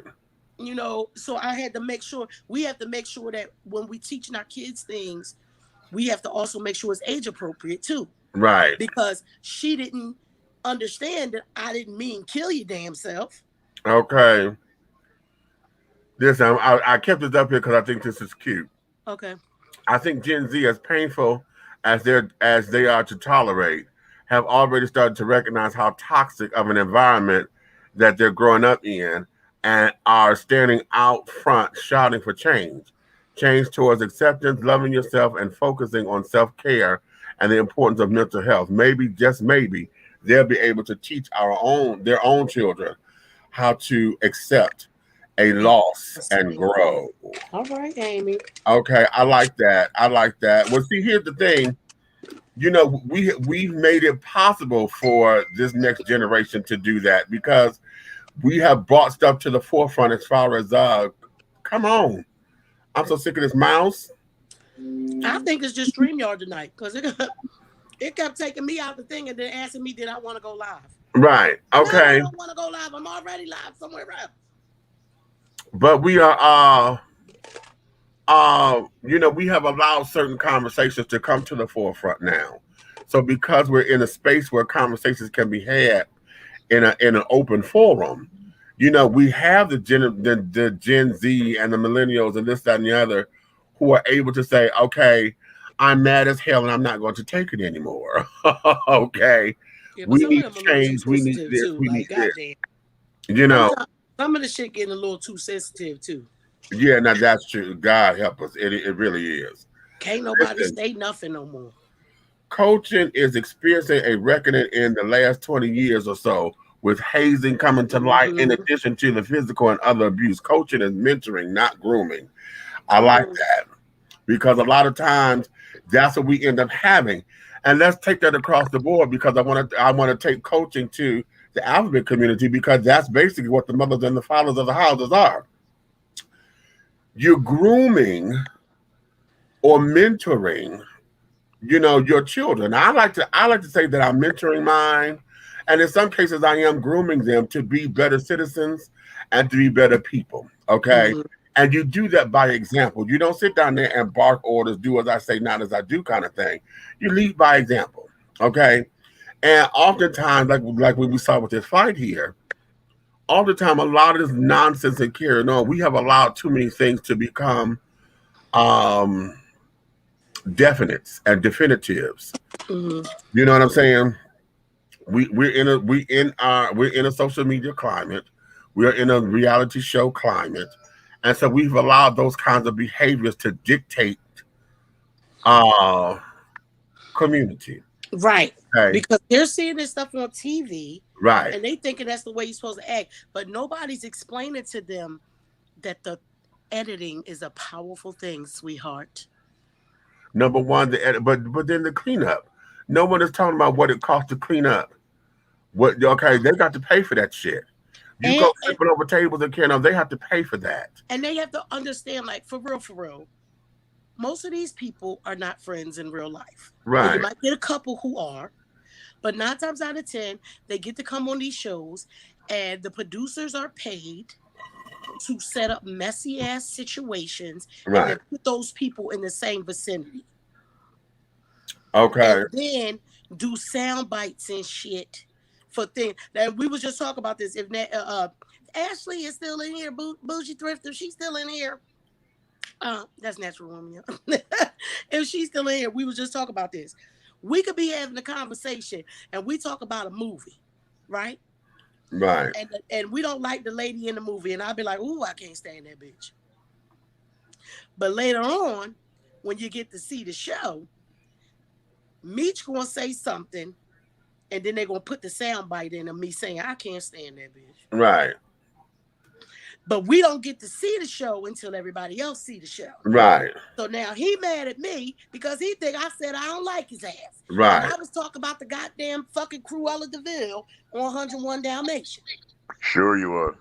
Stupid. But and they're living on TV. They're living through. Look, she said, "Here, are you present and accounted for, baby sis?" Living through social media. You get some people who get to be on social media, you know, they're influencers. Mm-hmm. Everybody's an influencer now, honey. Mm-hmm. When everybody was a model, how the hell you get to be a model? Because you show all your ass on Instagram. But okay, sis, I ain't mad at you. Get your money. I ain't trying to stop nobody from getting no check. But you get to see, I don't like that young girls and young guys, you seeing the people on Instagram ain't got no clothes on and 10 tons of goddamn makeup, and you think that's how you supposed to walk out your goddamn door. Mm-hmm. First and foremost, there's a difference between a model and a motto. Oh, come on. Okay, a model is a classy motherfucker that knows how to walk in 6-inch heels. You better break it down, big bro. Okay, a motto is a thought bitch that's butt naked on the internet. That hoe over there? That hoe over there. Okay, because what the reason is told is when the I is silent. It's MOTAIL because they showing tail on the internet. Come on. Break it down. Okay, you know what? Break it way down. Come on, Brown. I'm trying to tell you. That's what it is. Me, myself, I'm a model. Oh, model citizen? Yeah, I'm a model. I don't know about the citizenship, but yeah, I'm a model. Yeah. You know what I'm saying? Didn't he know, Amy? He broke that all the way down, okay? For the people in the back that couldn't hear it. You know, for the people in the cheap seats, he broke it down for us. And I don't have to show my thick thighs because Uncle Remus already, Clifford took care of that. So we're good. Watch out now. Okay, on that now, I'm gonna take a commercial break. And you guys, I'm gonna have to get ready. I'm gonna probably drop down to the comments because I do have to get up at 5 because I got. You gonna drop down and get your eagle on? What? I can drop down to get my eego on. I bet your eagle won't get back up. Listen, but the getting back up part.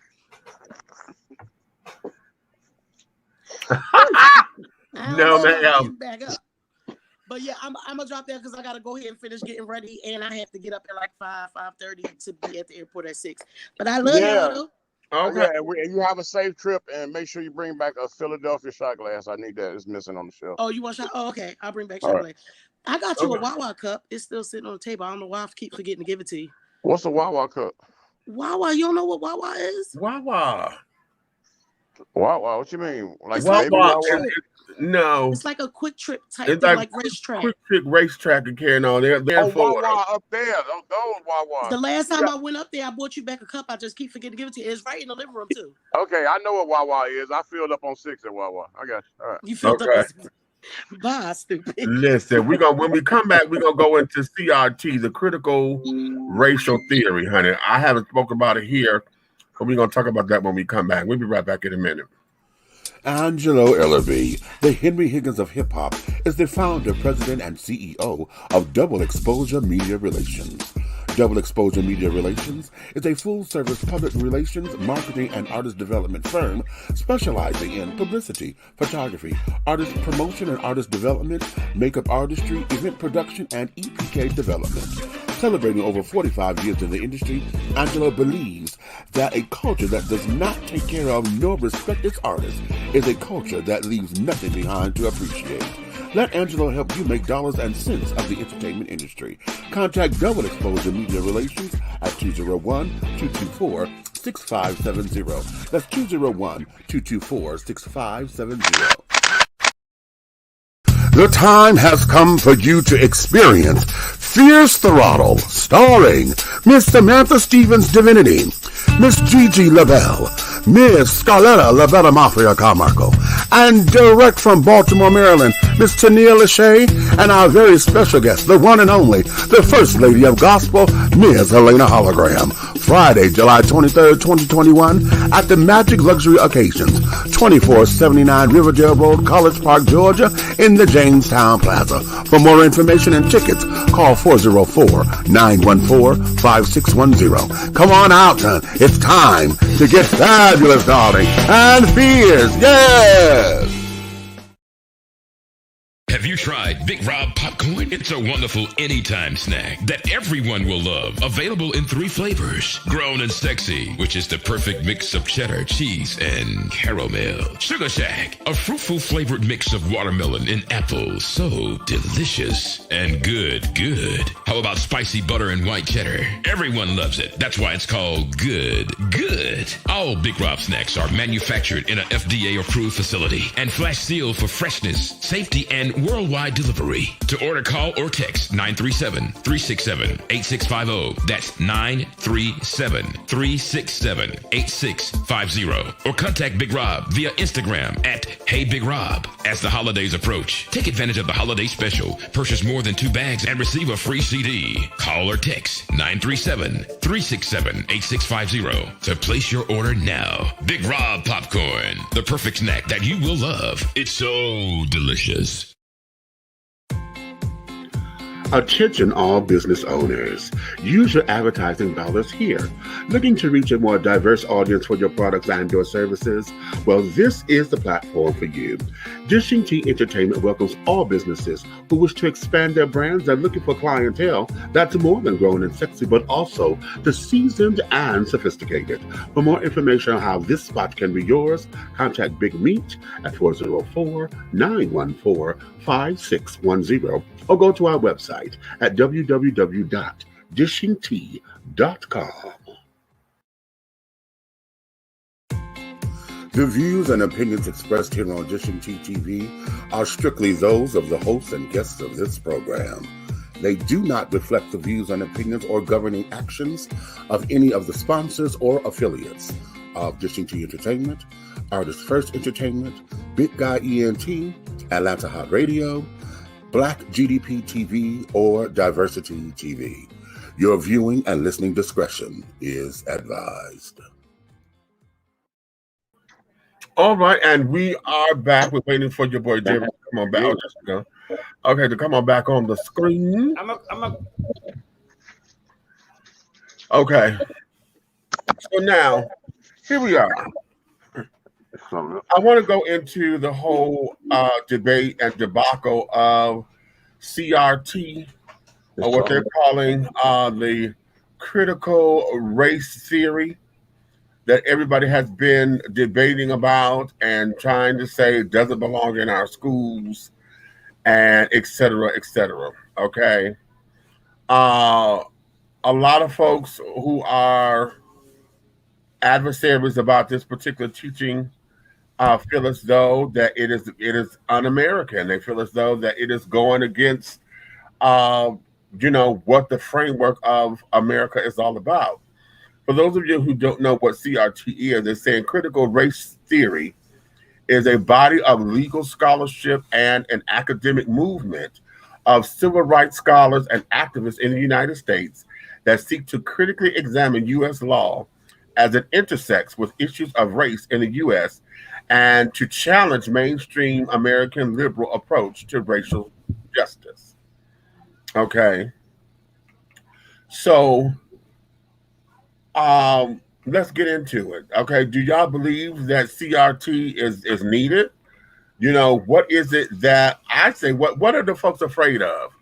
Okay. Because a lot of stuff that I'm hearing about it, folks are like, well, no, you don't have to have that in our schools. You could teach that at home. If you feel as though that the history, you could teach that at home. Why are we teaching folks about this? And why are we examining our laws and making a race a thing? So again, I say that it's the folks who are in power that don't want to be exposed as to how the system is. When it's right here in black and white, everything is there. You can look at this. If it's not racially motivated, it is religious motivated. Okay, everything about our rules and things here in this particular country all center around Christian values. Okay, all center around supposedly the 10 Commandments. Okay, most of our laws that we have on the book has some kind of biblical reference or connotation. And if not a biblical or connotation, they're all filtered around race because of how blacks and other people in this country were seen at the time that a lot of these laws came into existence. And so over the time, instead of them changing or being amended and carrying on, they've only been redesigned and reinterpreted. But the way the law is written, most Black folks that carried on have always been up under the radar as far as, not being able to be equal or being afforded the benefits that the law says until recent times. So why is it that this is such an issue with the people? What say y'all? Amy says CRT is beyond necessary. Okay, beyond necessary. Okay, it's so far beyond necessary to what necessary is not even a strong word. It should be mandatory. It should, this here ought to be required. Required. Okay. But why do they have such an issue with telling our truth? Exactly. Okay. Now they say here are the 5 components. The 5 tenets of CRT. These are 5 major components that they say that exist with the CRT. The notion that racism is ordinary and not aberrational. The idea of an entrance convergence rather. The social construct of race. The idea of storytelling and counter storytelling. And the notion that whites have actually been, wait a minute, why is this cut off? Hold on. This cut off. I don't know why, but let's get into this because I like it where this is going.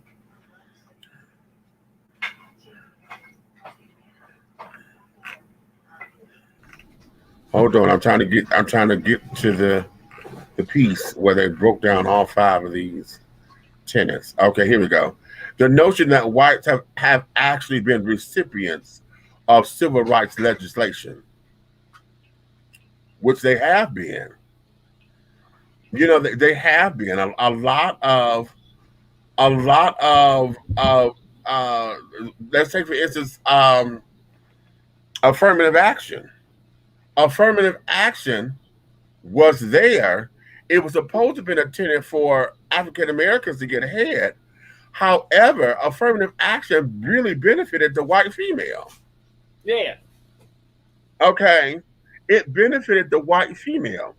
And in benefiting the white female, it did nothing to upset her social construct as far as her marriage, her being a mother, being a wife, being, and carrying on. And it didn't disrupt her household, where because she was now considered a breadwinner carrying on, it didn't take away her husband out the house. And then for those who didn't have money, that also afforded them the luxury to get a federal assistance, through food stamps and carrying on. With their husbands still being intact, they didn't have to lose their husbands. As a matter of fact, for those who still have the husbands, most of them, the husband was the one who got the grant. It went in his name, not hers, because he was the leader of the household, the head of the house.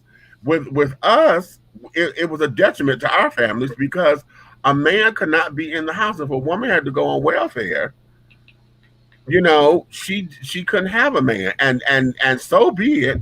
If her children, she had male children, once they became of age or man size, then it became a problem and an issue, And I told y'all the story before, just recently, like within the last 5 years, I think it was, my nephew had to move out of my sister's house because she was receiving food stamps and things for the younger siblings, and because he was working, they told her, "Oh no, we're gonna cut your grant off because you got a man in the house and he could take care of you and your children because he has an income." That's what they tell my sister about her son. Right? She said, "Wait a minute. Number one, that's my son. That ain't my husband. Number two, he's his own. So, if he's his own man, he needs to get his own place." And that's basically what they told her. Yeah, and this is just 5 years ago. How about that? So you basically gonna tell me that I gotta kick my own damn son out? Girl, Basically. kiss my entire ass. Yeah. Uh-huh. I understand the sentiment of teaching race is what makes race a problem, but wholeheartedly disagree. Our country is experiencing a reckoning, and it must carry forward until every last citizen knows how true the true history of our nation. And you're right, because I think what is happening is that there's a lot of the pundits who are against this don't want to face their own history. They don't want to face their history. You understand? Because it goes back to whenever we talk about race and slavery and this, that, and the other, and what happened in this particular country. You hear a lot of the pundits that sit up there and say, "I'm so sick of y'all talking about that. That was over 400 years ago. Why do we always talk about slavery? Get over it." No, we can't. And no, As and we much shouldn't as have we to. would like to, as much as we would like to, as much as we would like to move forward and get over so quickly, we can't, because everything about our laws, everything about our treatment, everything about how you view me, everything about how generations that came after slavery sees the world, it has always been through the eyes of how they were taught from slavery. Let's take Paula Deen. Okay, let's go to Paula Deen. The reason why I bring her up is because she lied. Oh, I never used the word bitch. Stop. Yes, the fuck you did. And you used it when you was a kid because you had no choice. That was your household.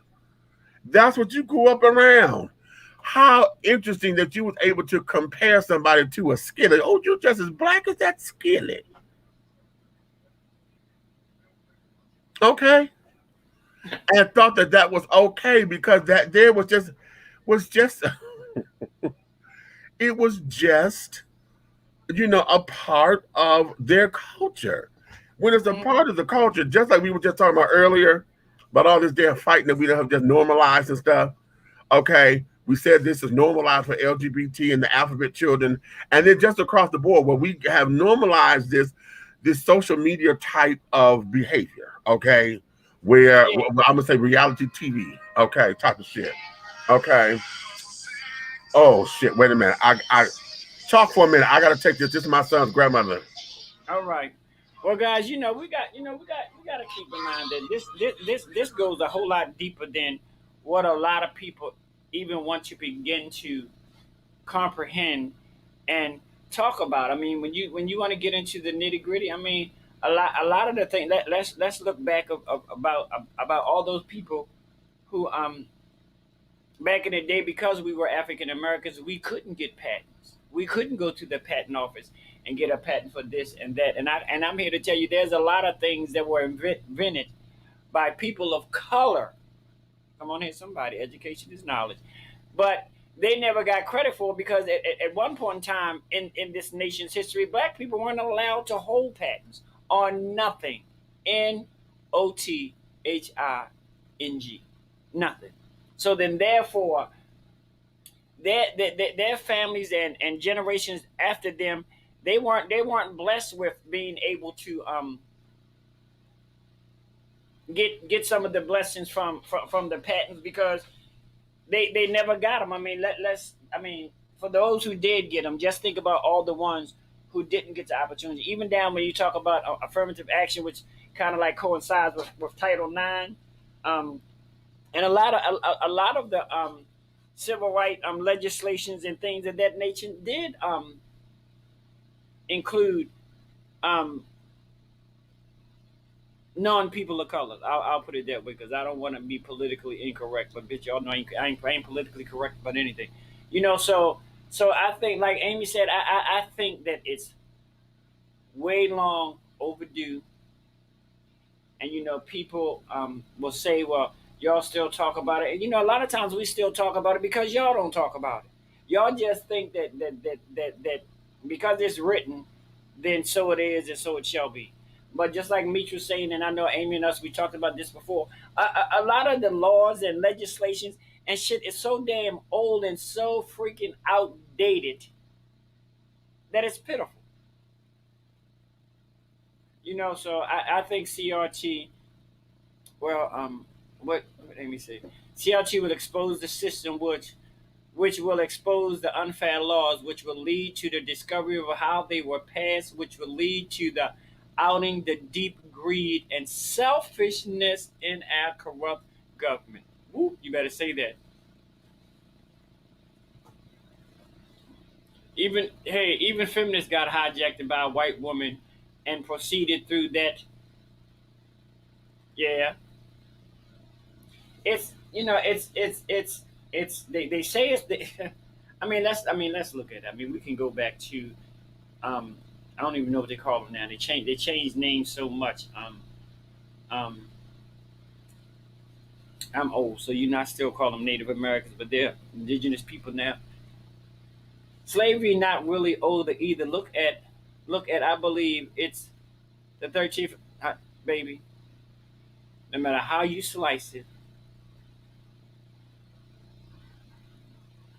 it's gonna come up peanuts because it. I mean, whether you working whether you one of them children that they bring over here from these other countries which are still non-Americans and they have you working 15, 16, 17 hours a day and they give you $2 a day. But slavery is still alive and well, no matter how you want to slice it. Plain and simple. Let me take a pause.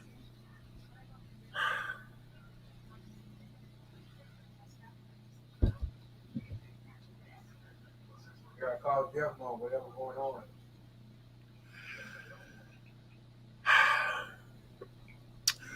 We walk by faith and not by sight. I have to hold on to that, Jesus.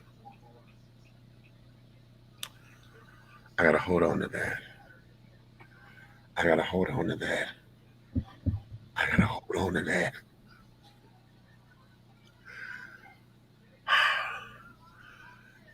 Yesterday, I put up on my wall that I need my praise warriors because y'all know I don't like to say that I pray anymore because I always say it was when praises go up that blessings come down, and I say I need my praise warriors so that blessings can shower down on my baby. Y'all know my son has been incarcerated. We're still waiting to go to trial, and on the 20th of this month, it's been 2 years that we've been dealing with this, and he still has not gone to trial. Last week, he texted me. He said, "Could you call down here because I need to go to the doctor and they're not coming to get me." He said, "I'm having difficulty breathing. I'm having chest pains. And I can't sleep. And when I wake up, I got this burning in my chest." And I said, "Do you feel like it's acid reflux?"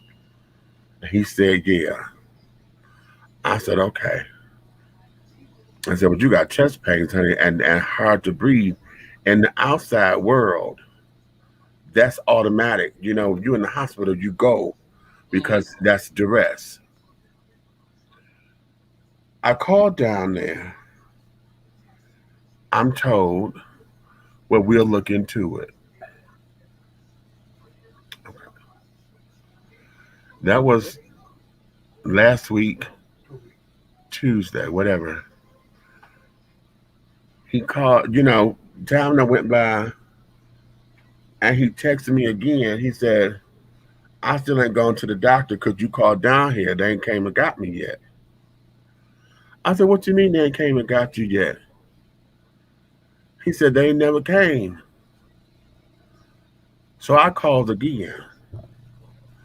I said, "Listen, now I'm getting scared because my son is having difficulties breathing and he's having chest pains and he's not seen the doctor yet." Again, well, we'll look into it. Then I had to ask him, I said, "Well, listen, how y'all sending me the bill for the ambulance when y'all picked him up from there?" And I was told, "Oh, well, perhaps that he gave his home address and not the address here." I said, "That don't even make no damn sense. Y'all picked him up from the jail. How in the hell is he going to give a home address when he got picked up from jail?" Okay. So, all right. They told me I could send the bill down there to them and they'll take care of it. Yesterday, when I put this up here, because I had got a call from his grandmother to tell me that my baby has been in the hospital. And yesterday, she said the day before yesterday. So that would have made that, wait a minute, yesterday was Friday. So that would have made that, yeah, wait a minute, today's Saturday. We talked yesterday. That would have made that Wednesday. Okay. That my baby has been in the hospital on a ventilator. I said, a ventilator? Being on a ventilator ain't never good. It's two reasons why you're on the ventilator. Either one, you can't breathe on your own, or two, they have to induce a coma in order to work, you know? And she says, they won't tell me anything over the phone.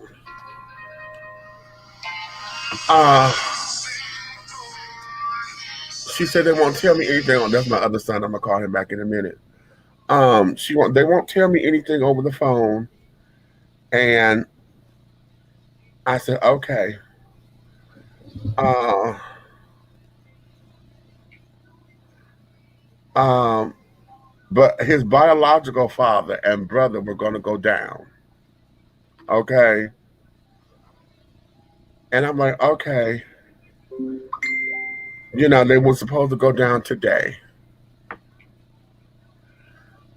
She just now called me when I took this call to say they telling her we doing everything that we possibly can, but his vitals and everything are too low. They're not letting anybody in to see him.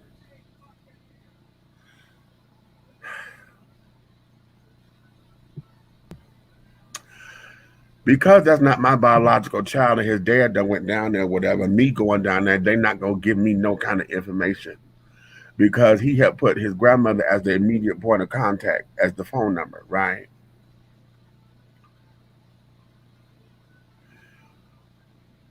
How this woman just said this to me, I'm trying not to take on her emotion.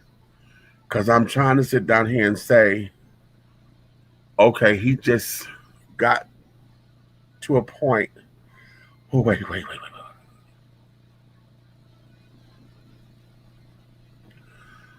Jesus, I can't do this. I can't do this. Yes, I can. Yes, I can. Yes, I can. Yes, I can. Yes, I can. We can do this. We can do this. But she said they told her we're doing all that we can. And usually when people say we're doing all that we can, that's in the,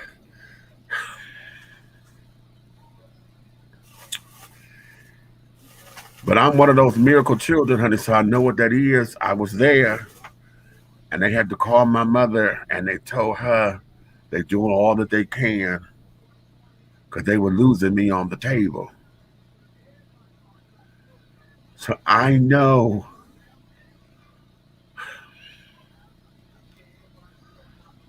what this is. I know how it looks. But we walk by faith and not by sight. My baby only 30 years old, y'all. My baby only 30 years old. And he caught up in some bullshit. He caught up in some bullshit trying to be in love with a motherfucker.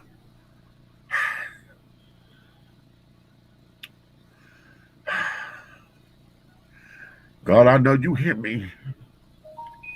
And whatever your will is, let it be done. If it means taking him on up out of here, if it means that, because that's best,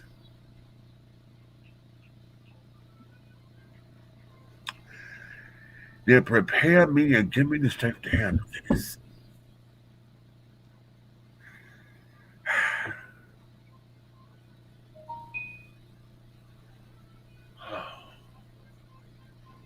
He only 30.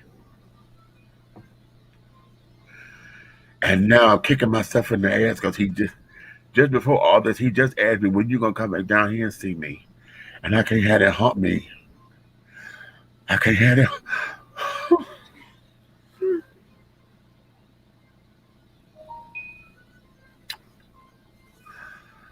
I can't have that haunt me. Because I went down there.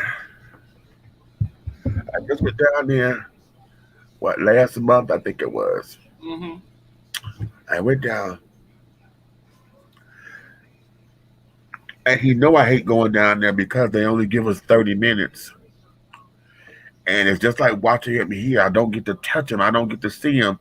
And ain't like it is on TV when he on the other side of the wall or whatever, or the window. I'm watching him on the fucking TV screen. Oh, wow. And I got to talk to him on the phone looking in the TV screen. And so they used to have the timer on there where you'll know how much time you got left. But you don't even know that no more. It just, when it's over, it's done, and it's done, it just cuts the fuck off. Okay.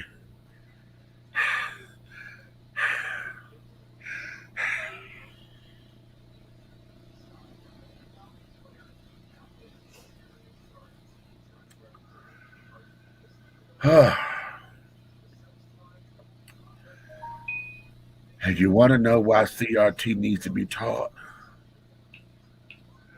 Because I really and truly believe they can't tell me nothing. I don't want to hear no bullshit.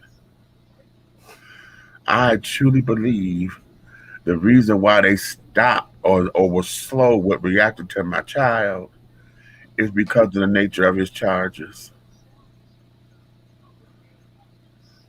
Okay. For those of y'all who don't know, my son is up against some real serious charges. The charges are aggravated child sexual assault, sodomy, and they added a third charge,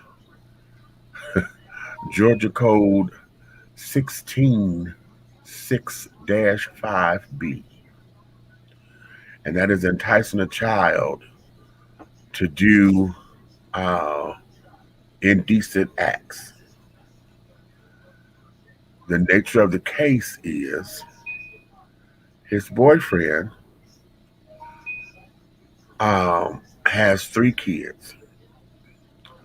The eldest was 14 at the time, is his stepson.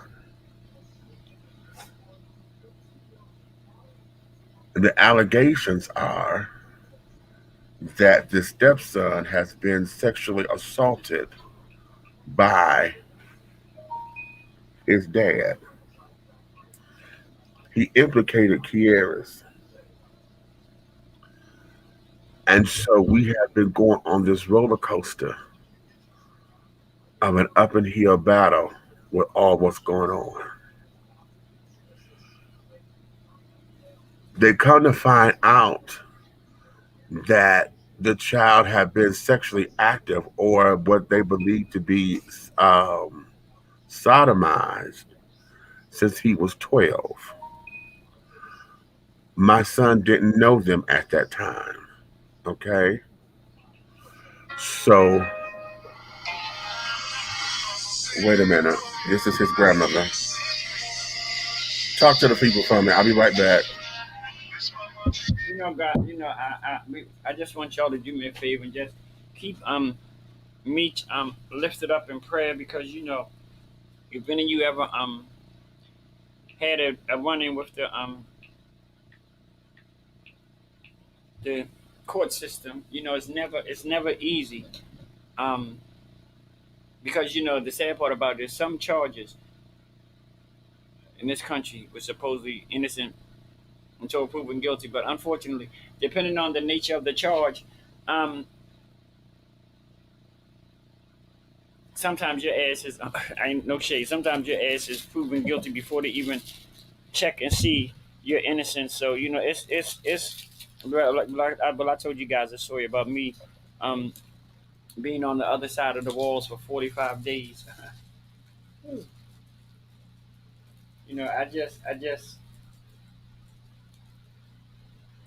Uh, being a parent myself, something like that um, has to hit you, whether your child is of that age or not. It would begin to make you begin to think, especially if you have a, and not just this, but especially if you have a man child, and you have a man child that may be of color. Let me tell y'all something.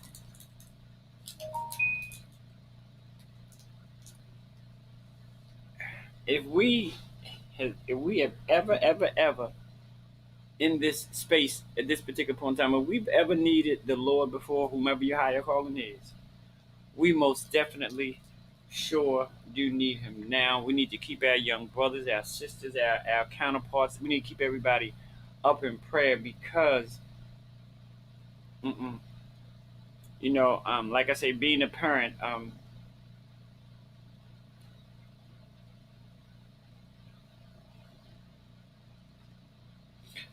whew,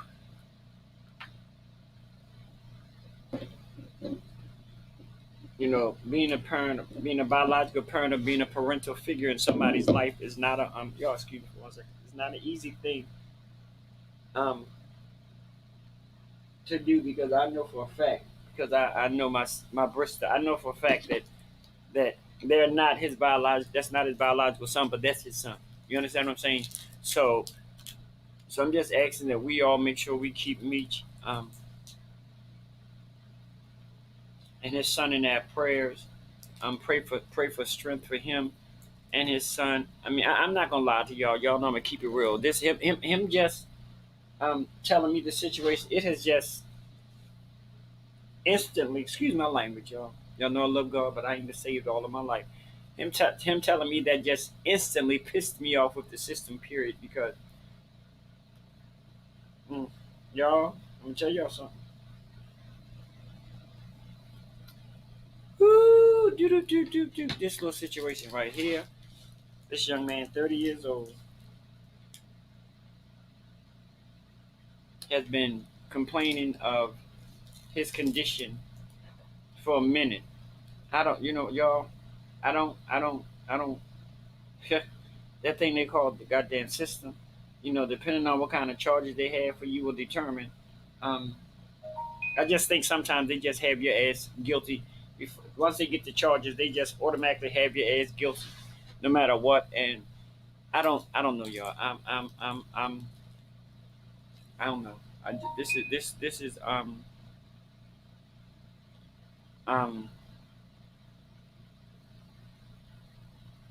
touching me a lot more than, as a parent. It's impossible to be a parent and not feel the pain of another parent when something of this magnitude happens.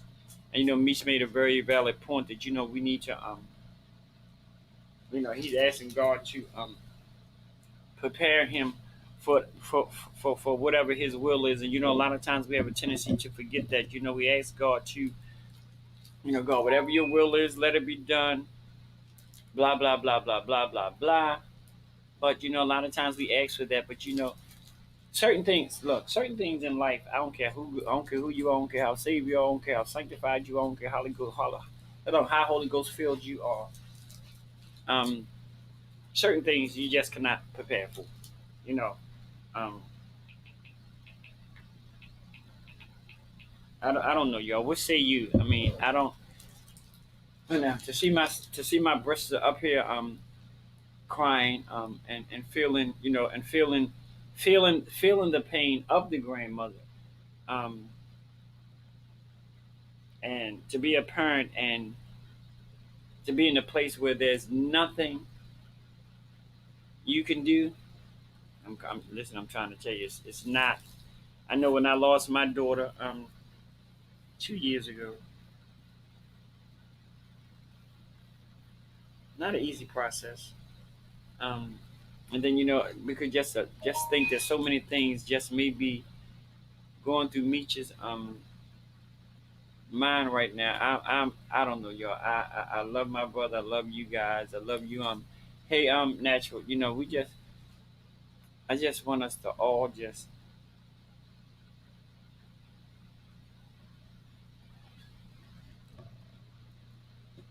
for especially for us, for those of us who are parents, let's just keep in mind that this, none of us are exempt from being in this situation. I pray to God that none of us are ever, ever, ever, ever, ever in life put in this situation. And I know Meech. I know how Meech is about his kids. Trust me, I know exactly how he is and how he loves his kids as a parent, not a gay parent, not a this. He loves his kids. He loves his kids as a parent should love their kids, and I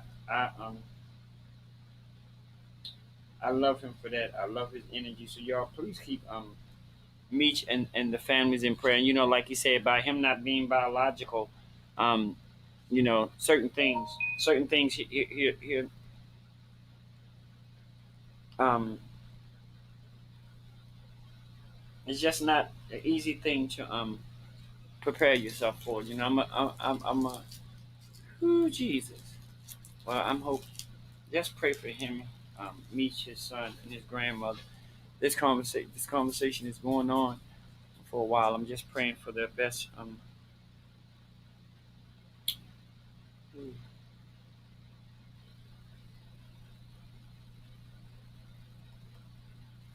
I don't know, y'all. I don't know.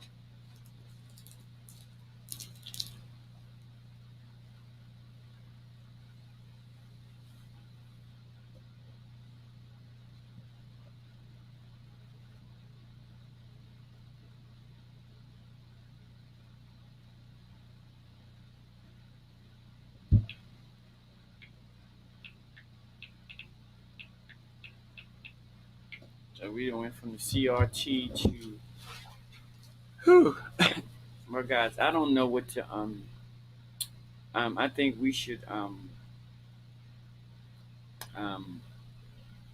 call this a night. I really think we should give Meech some time to gather his thoughts, and I just think at this particular point in time, it may not be the best space for him to be. I think we should give him some time to gather his thoughts and get himself together and send up a word of prayer, send prayers to him and his family for strength, understanding, and knowledge in this, and comfort in this time of need. I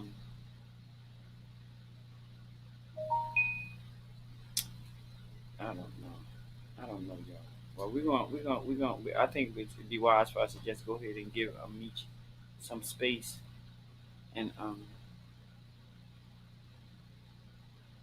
do the show later. So you guys, I don't know if he's gonna be on tomorrow or not, but guys, I'm gonna get off here because I'm gonna have to send up some timber for my Bristol. I love you guys. Y'all be good. This was Edition T. Meech may be back, but I'm out because I need to get on these knees and do some prayers. I love you guys. Be good, and remember, there's nothing that's gonna happen within the day's time that God and you cannot handle. I'm out.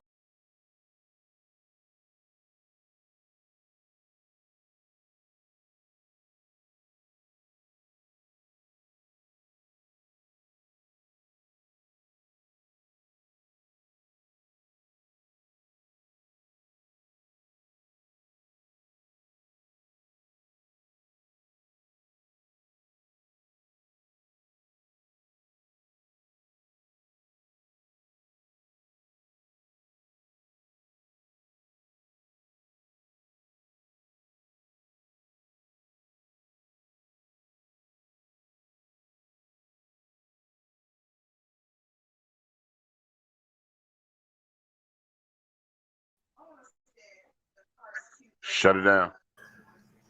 Huh? Shut it down. All right, wait a minute. Derek has done just due diligence. Shut it down. And I need you to doggone reflect on you. It is time for you to stop thinking about everybody else for a moment and take time to yourself right now. Shut it down. All right.